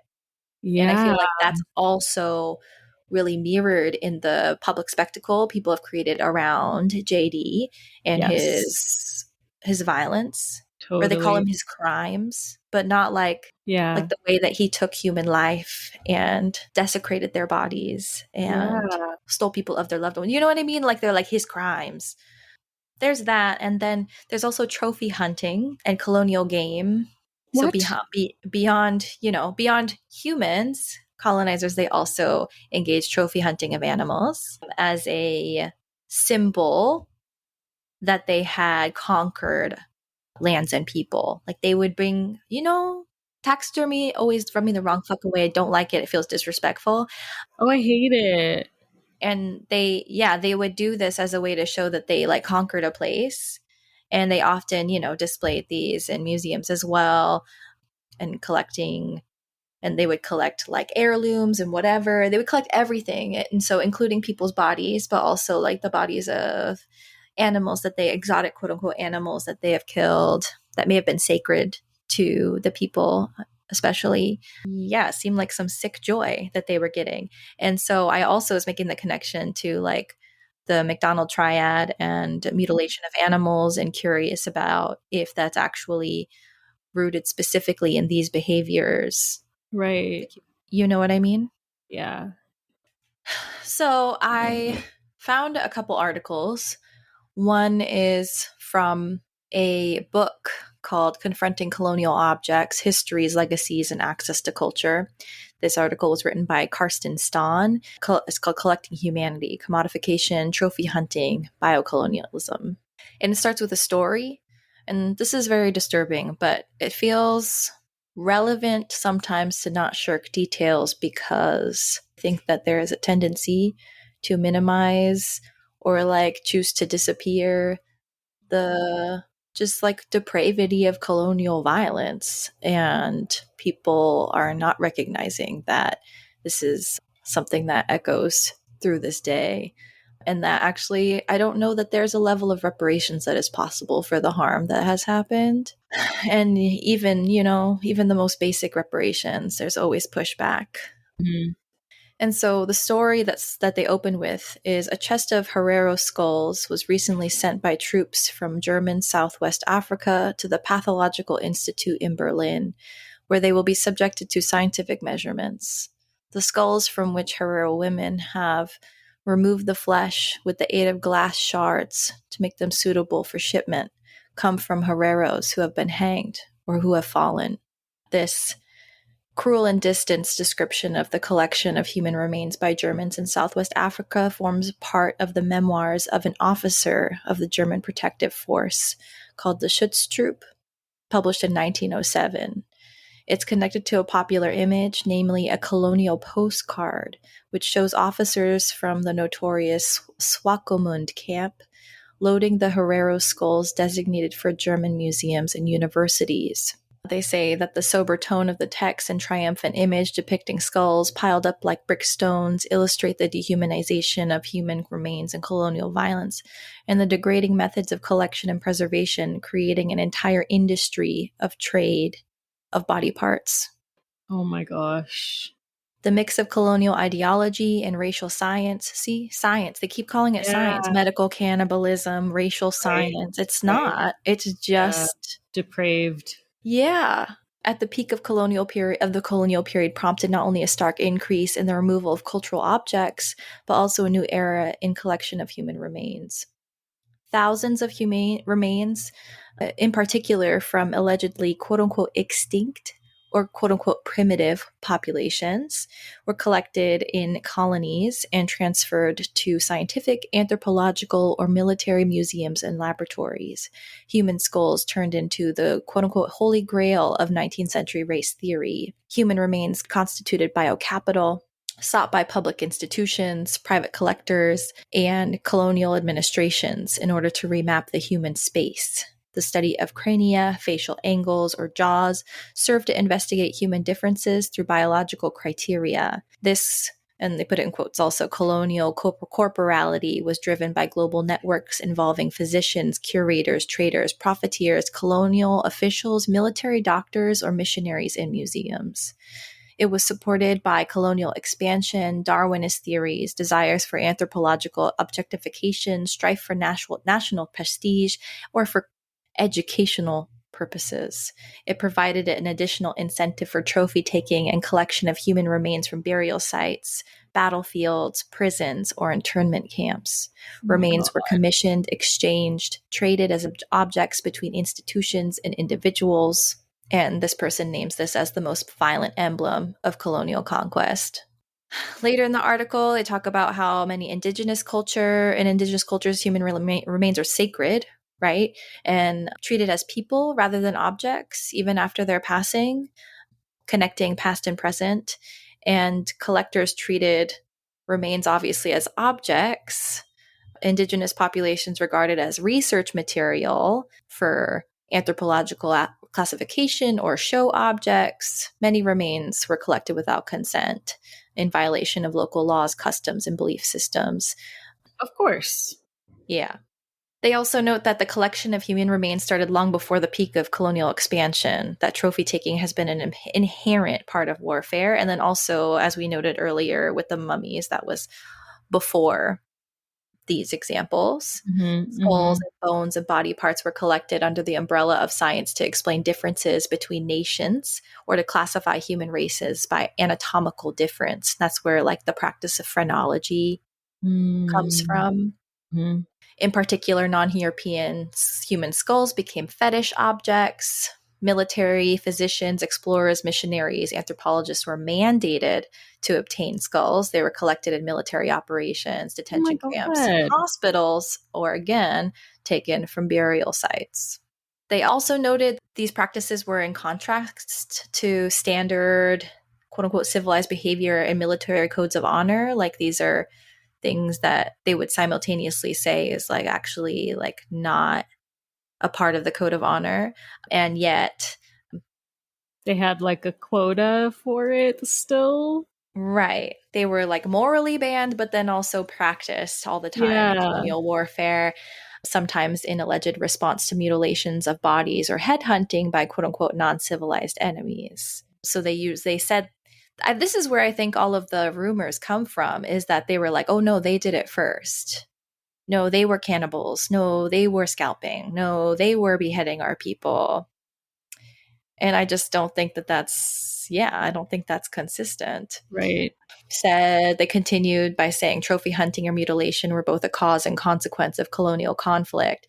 They're striking parallels between colonial contexts. Examples may be found under British, Belgian, French, Portuguese, and German colonial rule. Silenced element of British colonial practice. With such practices, when those practices became public, they were often condemned by home audiences. However, they formed a part of the rationalization of colonial violence. Right? Like people were enraged to hear that maybe other communities were doing this to their people when actually the story was the opposite.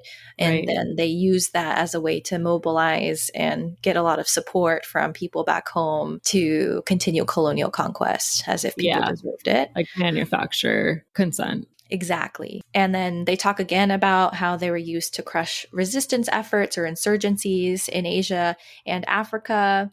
For example, during the uprising in 1857 in India, British commanders condemned rebel leaders to death by cannonade. The force of explosion mutilated bodies and made it impossible to perform funeral rites in the Hindu or Muslim traditions.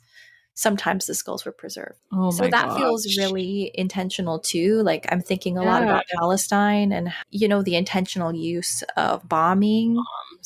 Like not only are they decimating an entire lines of families, but they're also keeping surviving people from the possibility of any type of grieving practice, of any type of funeral ritual. They steal their bodies when they find them, then they give them back without organs. Like this feels so consistent. I was same shit.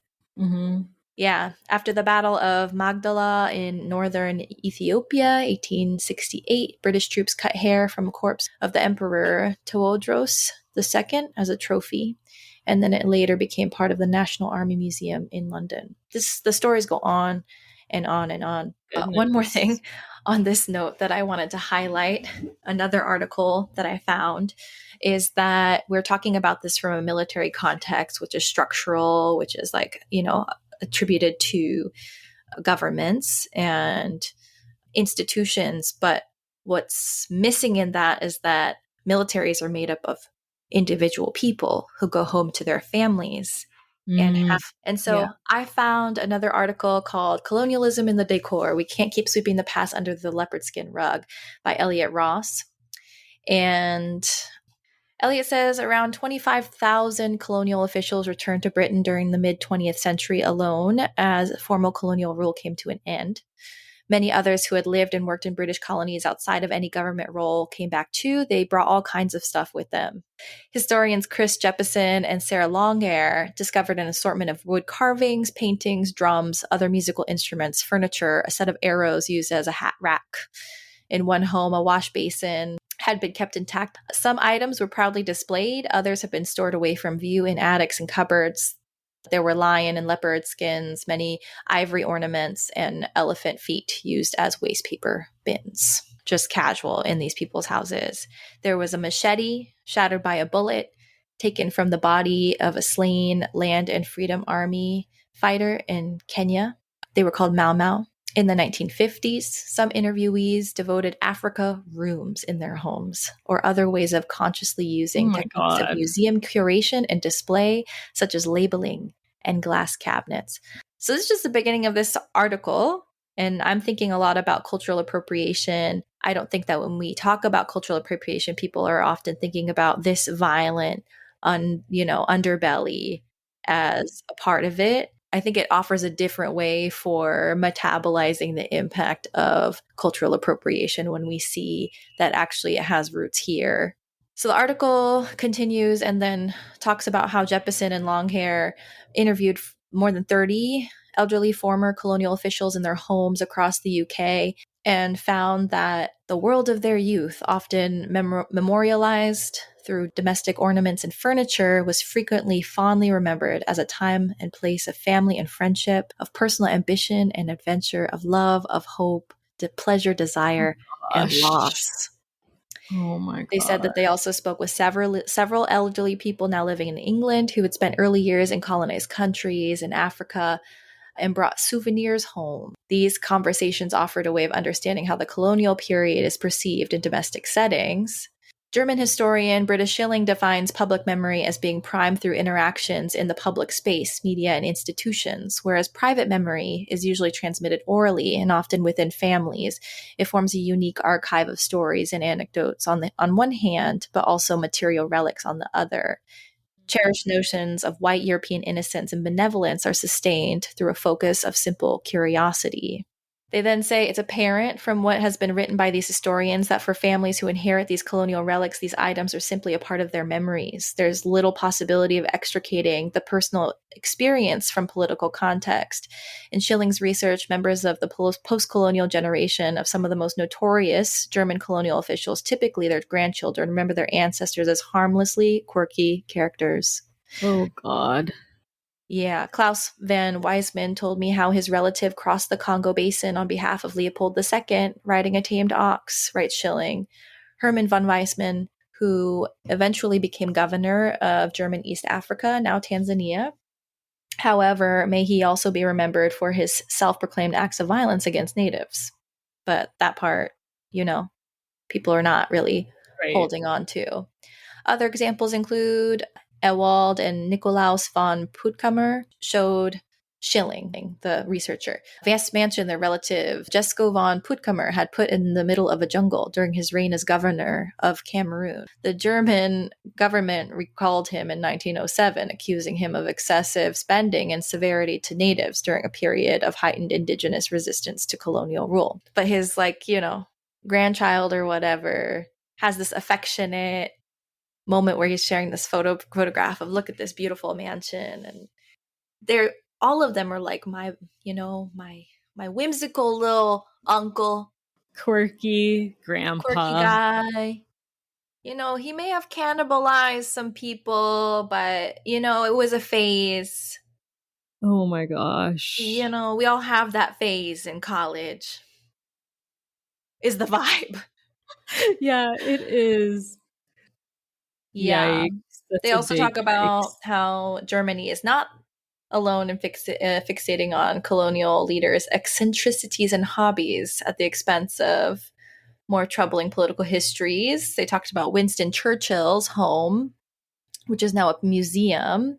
And the writer says there was no mention that Churchill's role in causing the Bengal famine of 1943.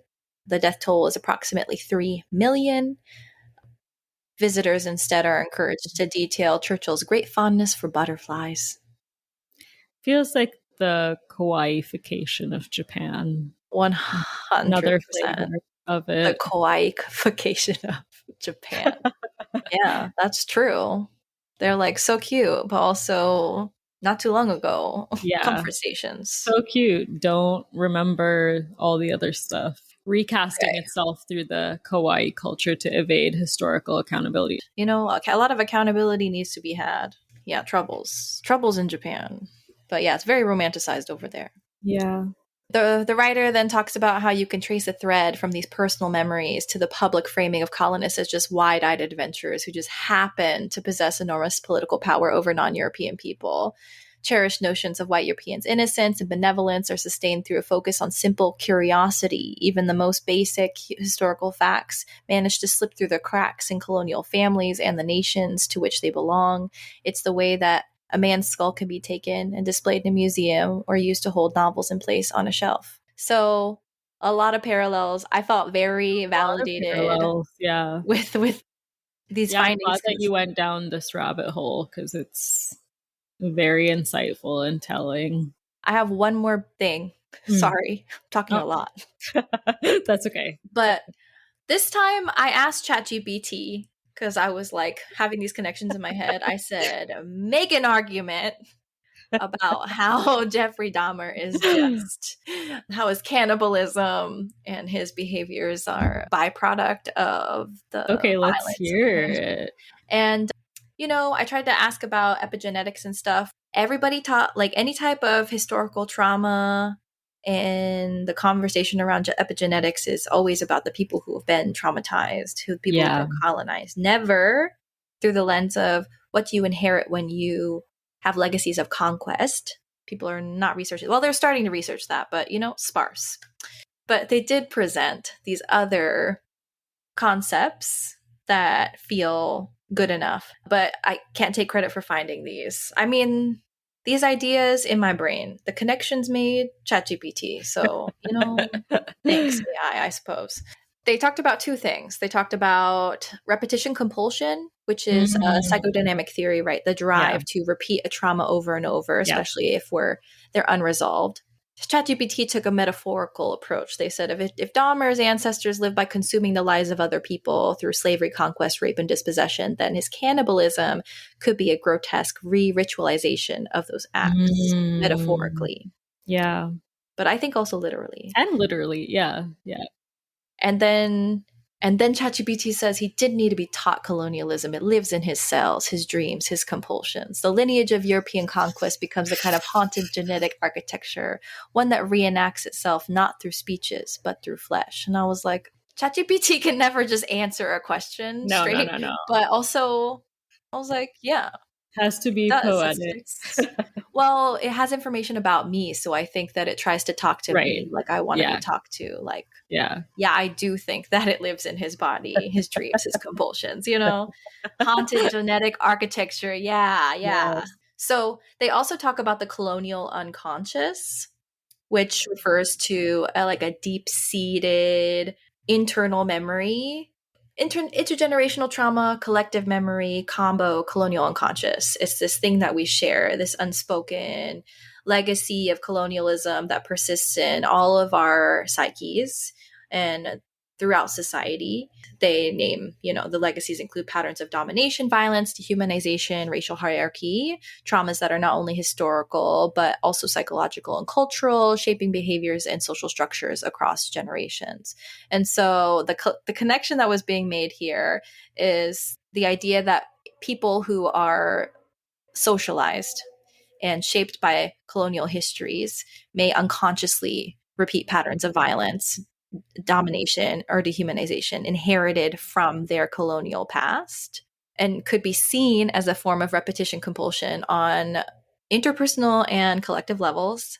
For descendants of colonizers, the repetition compulsion may manifest as the reenactment of domination or consumption of the quote-unquote other, echoing original traumas and dynamics of colonial conquest, even if the original context is forgotten or repressed. So even if we don't talk about it, even if it's not in our textbooks, even if we would rather not, kind of like all of these people reflecting on their quirky little family members, they don't want to think about how they were, like they had to disconnect that entirely from their brains. And I don't doubt that people literally cannot and will not believe certain things happened and that their family members were a part of it. Yeah. And yet there's this embodied knowing otherwise. And like a weird penchant for collecting quote unquote exotic things that they don't understand, why they're doing that. Now, I'm thinking about nonprofit ladies who have too much African garb in a different way. True. Oh my Because gosh. what the fuck is going on there? Rachel Dolezal too? What's going on? But Never forget anyways, about her. never forget Rachel Dolezal. She's out here still. She's Yeah, I wonder what she's yeah. up to. Last I heard, she was fired for being on OnlyFans from a school. Yeah, they fired her for being on OnlyFans, not for cosplaying black person. Wow. And I'm Again, just like, if someone is on OnlyFans and they're teaching, isn't that just a sign that you need to pay them more? Like, yes. out of 100%. everything that Rachel has done, they're asking the wrong questions. But anyway, Yes. always asking the wrong questions. Yeah. So the reenactment of trauma within relationships and communities, that's the connection. And when Trauma you decontextualized looks like personality. exactly. Wow, That's a Resma quote by Menakem. yes, yes. I was Yeah, like, I didn't yeah. make that up. That's a Reshma Menakem quote. Because they're Yeah. saying that he has like personality disorders and stuff, but whew, That's that. That was a lot. But a doozy. A doozy. that's what I Hannah. got. That's what I got lost in.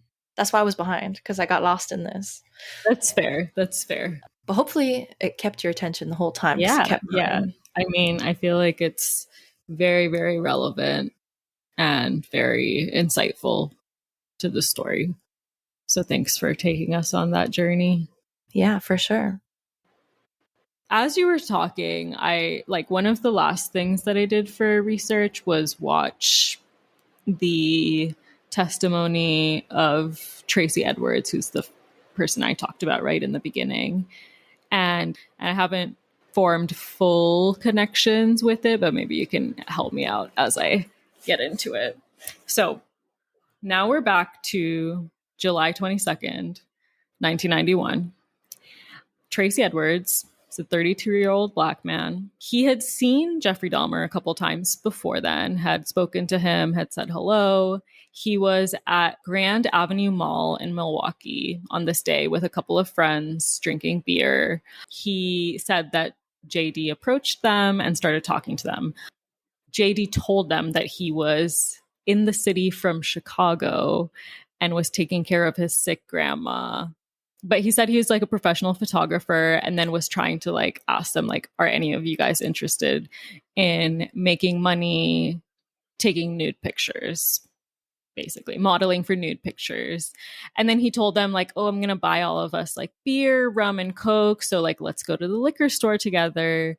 And they go to the liquor store, and while they're there, Tracy Edwards actually runs into his brother and is talking to his brother while JD is with his other friends.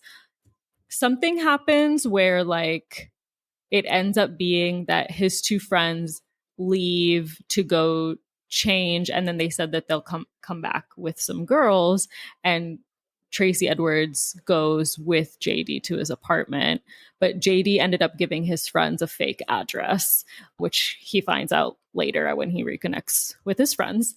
So they go to his apartment taking back routes, which JD said would be the better way to do it. He said that he seemed normal at first as they were walking there. He was talking to him about the military because Tracy had told him that his dad was in the military and had a military family. He said that he walked into the apartment, there was a foul odor. And he asked him about it, and he said a sewer pipe broke. So he said, okay. He also did see acid, which he told him he cleaned bricks with. But I guess like at this point he was just seeming like a really nice guy, so I like really didn't think that there was anything that he was going to do. So then he offered him a beer and also offered him a mixture of rum and coke. It's weird because throughout this whole testimony, whoever it is, I think it's the prosecutor, keeps stating, you're not a homosexual though, right? And you didn't know he was asking you to go back there for homosexual stuff, right? You didn't know he was going to take you back there to try to kill you, but no, about the homosexual stuff. He takes a couple sips from the rum and coke at this point, and then I guess JD has a fish tank in his apartment, and he says something about a fish tank. Tracy turns to look at the fish tank, and then next thing he knows, one of his hands is handcuffed, and Jeffrey is holding a knife. It's actually a military knife that looks kind of like a machete, and he has it like on his rib. He tells him, if you don't do what I say, I'll kill you. And he said he seemed like a completely different person. Like it looked like he had a different face structure and a different body, and he looked like a different guy. And he repeats this over and over again. He was at his apartment for like 4 hours, and he said every 20 to 30 minutes is when sort of a switch would happen. So at this point, they're in the living room, and JD's like, let's go to the bedroom. So they go into the bedroom, and he sees that there's a drum barrel there. And then he sees that the bed is unmade and that there's a stain on the bed. And he's trying to just continue to talk with him and sort of being friendly as a way to just de-escalate the situation. And I guess there was a TV in his bedroom. He thinks that when they first got to the apartment, Jeffrey went in there and turned it on, and The Exorcist 3 was playing on VCR. They were just watching it together for a little while. Tracy Edwards said that JD 1 minute was nice, and then said like he didn't want people to leave or abandon him, and then was quiet and would be watching the movie, and was also asking Tracy to watch the movie with him. This is where it gets weird, and this is what I was like thinking about when you were talking. I haven't seen The Exorcist 3, so I don't know what they're talking about, but there's a part in the movie where a preacher gets possessed by the devil, I guess. He wanted to mimic that part of the movie, and he's rocking back and forth and chanting. From a spiritual perspective, I do think that something dark and sinister happens and opens inside of you when you disconnect from your humanity in such an extreme way. Like, I think that's true. Yeah, when you're thinking about like how in healing work we're talking about let's reconnect with our ancestors. What kind of ancestors are you getting in contact with when you're doing this shit, you know? The chanting, very creepy. Yeah, very. And he said that he kept doing that. So then at one point, JD asks him to lay down face down on the floor and starts to get a bit more aggressive at this point. He said that he was trying to listen to his heart and told him that he was going to eat his heart. And at this point had the machete pointed to his groin area. Tracy Edwards is really, I feel like he's really trying to figure out how to survive the situation. He's multiple times asked to go to the bathroom, and he does take him to the bathroom. Towards the end, he asks to go to the bathroom again. And then he says, can we go back to the living room? Because the front room has an AC.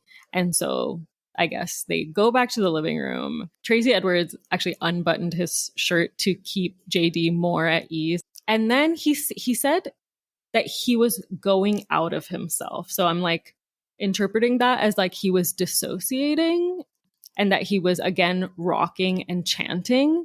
And at this point, like he kind of just even let him go. And that's when he got up and he ran towards the door, is like when he was kind of in this like kind of dazed out state. Tracy Edwards gets up, hits him, runs out the door, makes it outside, sees Milwaukee PD and says like, this crazy guy was trying to hurt me. The police then go to the apartment. He goes with them. This is when they find what I said in the beginning. They found photos of dismembered bodies, found a dismembered head in the refrigerator. They found 7 skulls and 4 decapitated heads stuffed into the refrigerator, a 57-gallon barrel containing a headless torso and other body parts that was decomposing with corrosive chemicals at the time. He was also bleaching bones like he had done with his dad when he was younger. And then for some reason, the first thing that he said to the cops was, if you ever see Al Smeshko, I want you to thank him for everything he did for me when I was in high school, which is the teacher that they interviewed on that podcast. The teacher was the one that found him outside with the 6-pack of beer and then took him to the guidance counselor. Okay. Yeah. So he never really seems fully there. No. I mean, the amount of drinking he's been doing since he was 13 on top of like the extreme acts of violence have to be psychologically damaging in an extreme way. Like I can imagine he just is not there. Yeah, I'm sure he's quite fractured in terms of his parts and his soul as well. which kind of makes sense with the like, oh, he seemed like a different person. It was interesting that he was like, it looked like he had a different face. That is interesting. But we do hear that with DID, that Yeah, people's totally. literal body chemistry shifts. So Yeah. that's interesting. Yeah. It's surprising to me that that was not one of the things that he was diagnosed with. But anyways, I'll get into that in a moment. So like right after he was arrested, he did confess to 17 murders and also admitted to the authorities that he ate his victims' organs and also engaged in necrophilia. On September 10th, 1991, a couple months later, he pled not guilty by reason of insanity for 15 charges to murder. Unfortunately, one of the bodies was never found, so they didn't charge him for one of the murders, even though he admitted to it. And since Stephen Hicks was killed in Ohio, he had to go to Ohio for another trial for murder. The person's body that was never found was Stephen Tuomi, the second victim. I was like just curious about the not guilty by reason of insanity charge. And so I just sort of looked into it. It's still a thing. It's called NGRI, or not guilty by reason of insanity. But it basically asserts that the defendant was, quote, legally insane at the time that the offense was committed, and so did not understand the wrongfulness of the actions.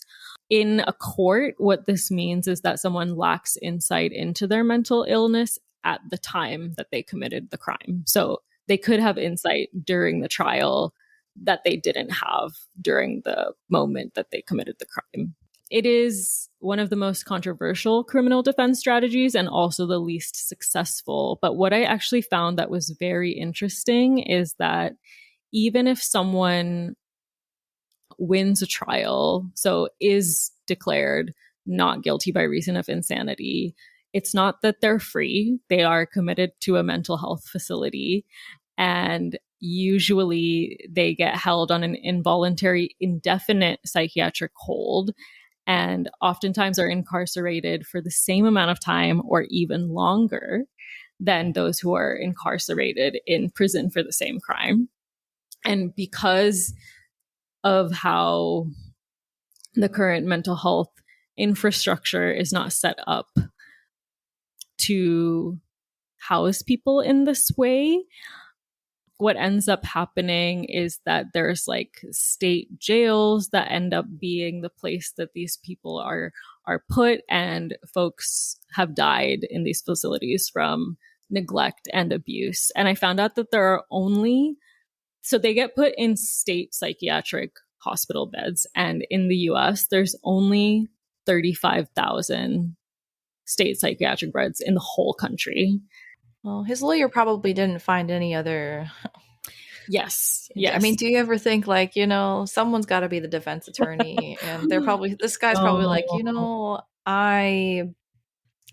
this is all I got for you, Well, what ended up happening is actually on January 13th, they changed his plea to guilty but insane, which is now called guilty but mentally ill plea, which allows defendants to admit guilt while stating that they were mentally incompetent, quote unquote, at the time of the offense. In jurisdictions where this does exist, the process requires the defendant to provide like expert testimony demonstrating that they were mentally incompetent during the crime, which is why he was evaluated by so many different psychiatrists and stuff like this at this point. So this meant that they did not need to have a criminal trial, and that the court proceedings would pretty much only be about Jeffrey's mental state. And they only needed 10 out of 12 jurors to agree on his mental state for a verdict to stand. So his trial began on January 30th, 1992. Huge crowds outside of the courthouse. This is the early 90s, so when the 24-hour news cycles had just started. So news outlets were always looking for news to cover, and a serial killer trial was a great opportunity for them to report on. You can actually watch his entire trial online. It's on court TV or on YouTube. I watched parts of it, but not all of it. But apparently people were waiting in line to get seats or get as close to the courtroom as possible, and that there was like a bulletproof glass wall between like the audience and where he was seated, where the defendants and the witness and the judge were. During the trial, many people in the community were really upset with how the police had served or not served the people of color and gay people who were his victims, especially what happened with Conorak synthesifoam. And these tensions were reflected in the courtroom. The room was also swept for explosives before the crowd filed in, and there were seats that were reserved for victims' family members, as well as Dahmer's father and stepmother. So in his attorney's opening statement, he states that his client was, quote, not an evil man, but he was a sick man. And I'm just going to talk a little bit about, go on a small tangent about that.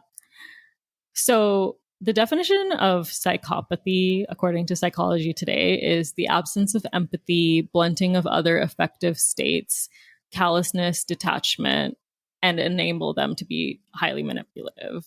They can appear, quote unquote, normal or even charming, underneath which they lack a conscience.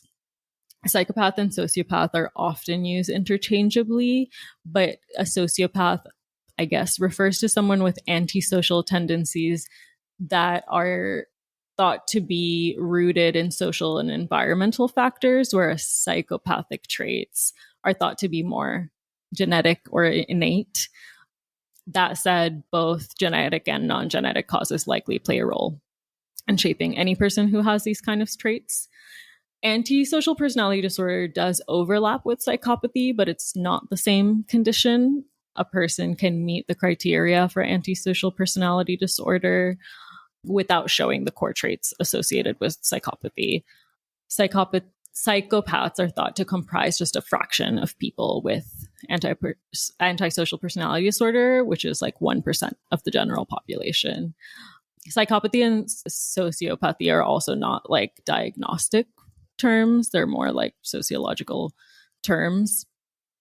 So, I mean, with that definition, I feel like he definitely fits that. I found this article, who is it written by? Mariam Malik and Dr. Hafiz Javed ur Rahman. And it was called A Killer's Politeness, a Discourse Analysis of Jeffrey Dahmer's Interview.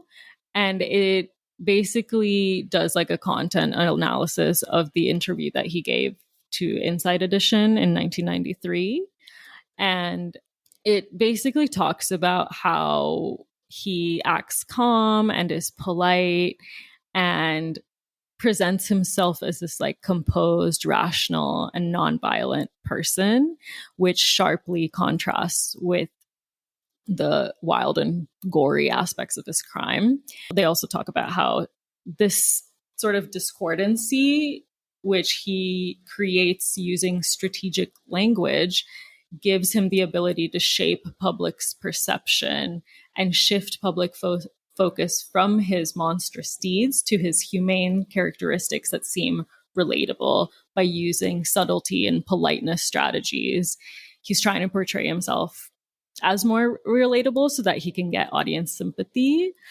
There's this theory that Brown and Levinson created called politeness theory, and they go into how he uses different strategies from this politeness theory to basically manipulate interviewers and audiences to see him as more human. And him saying like, oh, I knew what I was doing was wrong is part of that as well. And it's like he's describing his actions as simply wrong is like a euphemism, right? Because it's like wrong is not the same as, you know, sexually assaulting, drugging, raping, cannibalizing, mutilating. It's he doesn't have remorse. Yes. He doesn't know what it means. He's saying that he knows it's like socially looked down upon to be right. But violating he people doesn't and killing feel people bad. in this way. He doesn't feel Yeah, bad yeah. about it. So he knows, I guess he has a cognitive sense that it was not Totally. the right thing to do. But there's no felt sense that it was Yeah. wrong to Right. him. So that makes a lot of sense. He's using language that he can connect with, which is. And he also like frames that like, oh, after I was arrested, I told the police where all the bodies were and I helped to give closure to the families, as though Wow. like he did that, but he wasn't the one that caused the trauma and pain and loss to begin with. Right. It's like very easy for him to just engage in this control and manipulation. And him being like a white man, interviewers just like eat it up and people just eat it up and are able to like have a cognitive dissonance between what they're seeing in front of them, which is like this person talking in like a monotone, calm, polite way, and his like horrific deeds. Control and manipulation, charm, social skills, and a high IQ are literally all characteristics of serial killers. And Dr. Elizabeth Yardley, who's the director of the Center of Applied Criminology at Birmingham City University, identifies being skilled manipulators as one of the very common characteristics of serial killers. And she says, apparent vulnerability and the need to please have been used effectively time and again by serial killers as a way of hiding their sinister personality. Some of the world's best known serial killers have a frightening ability to manipulate those around them, pressing the right buttons in order to present themselves in a false light. And I mean, his whole trial was about, he was trying to argue that he was like mentally incompetent or didn't know what he was doing at the time of the murders, or he's like mentally ill, right? And so this just contributes to that same narrative that he's trying to push, that like, poor me, there's something wrong with me, and not like, I killed 17 people. This is weaponized incompetence to the max. Yeah. Yeah.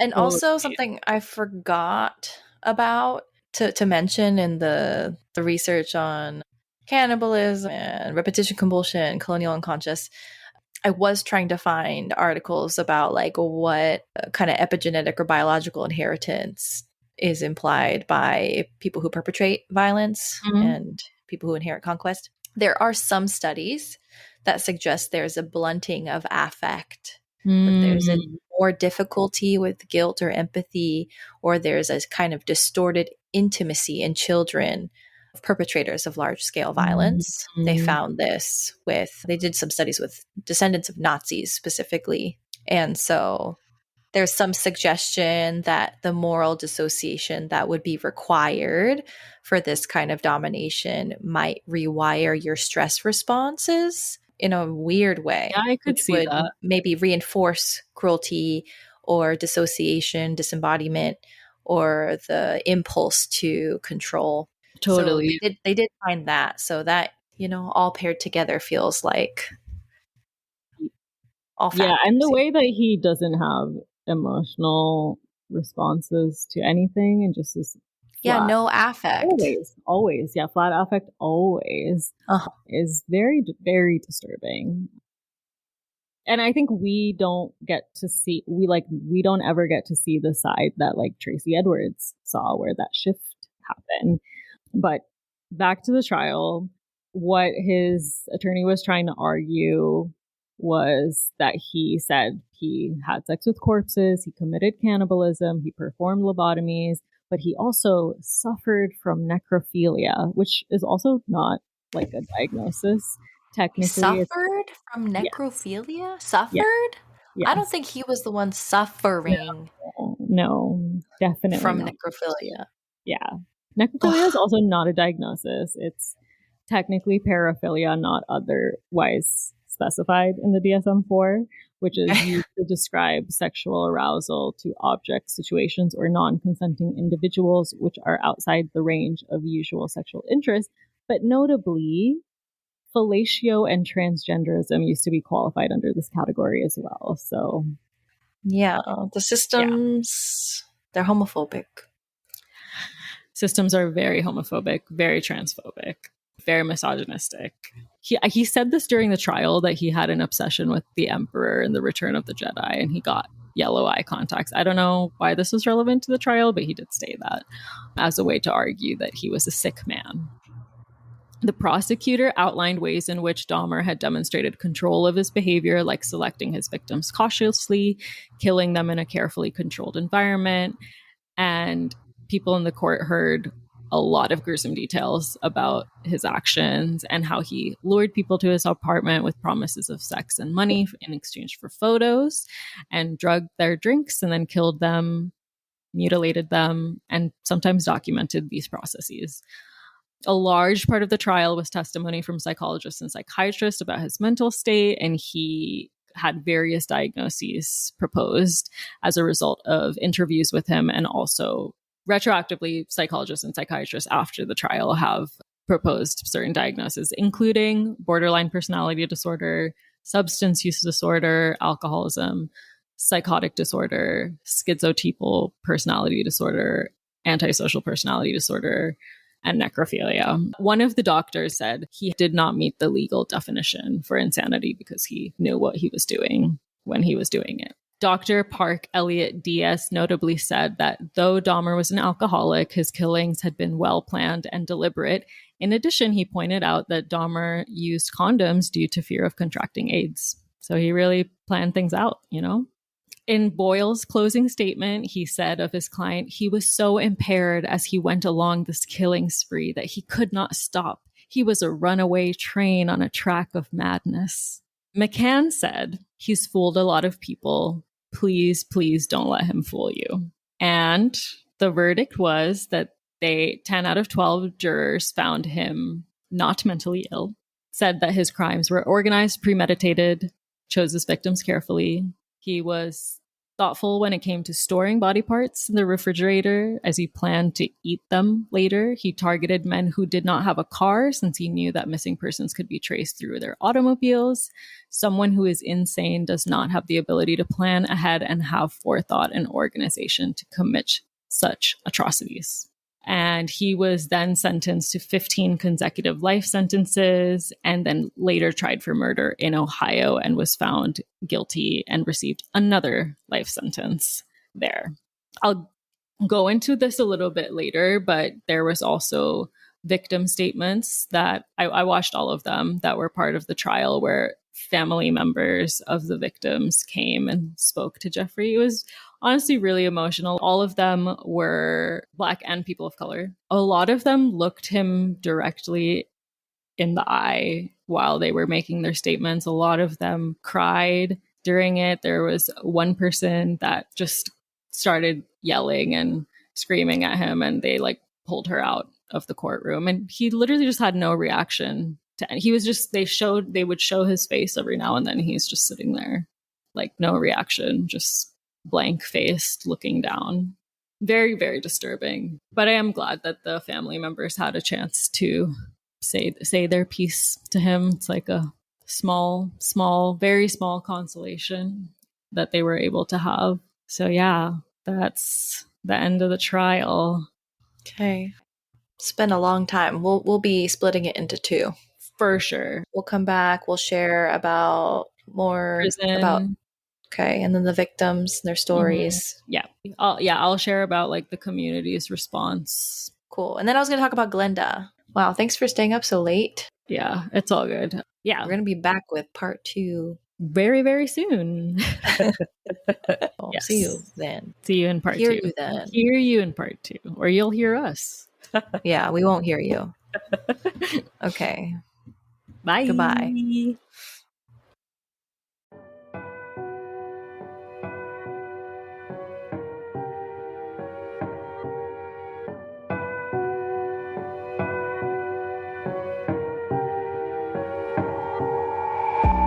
Thanks for listening. If you liked what you heard, please leave us a review on Apple Podcasts and tell your friends. You can follow us on Instagram at Unpacking the Eerie or visit our website at unpackingtheerie.com. You can also support us by becoming a patron at patreon.com/unpackingtheerie. There are also links under every episode. Tiers start at $2 a month, and we donate 25% of all earnings to a cause or mutual aid effort related to the topics that we cover. All other costs help us by supporting us in hosting fees, equipment, and our general well-being while we're doing hours of research, recording, and editing. First, we'd like to take a moment to thank our active patrons: Sari, Liz, Clifton, Lauren, Val, Micheline, Montana, Daphne, Katie, Tavern, Meredith, April, and Kelsey. We would also like to give some honorable mentions to recent patrons and those who have contributed significantly to Unpacking the Eerie. Katrina, Dhriti, Jerry, Brittany, Aaron, and Vivian, Jill, Reina, and Nithya, Jude, Vince, and Rini, Ellen, Taquisha, and Journey, Jake, John, Allie, and Lindsay. Thank you so much. We really appreciate you. Yeah, thank you so much. See you on the next one.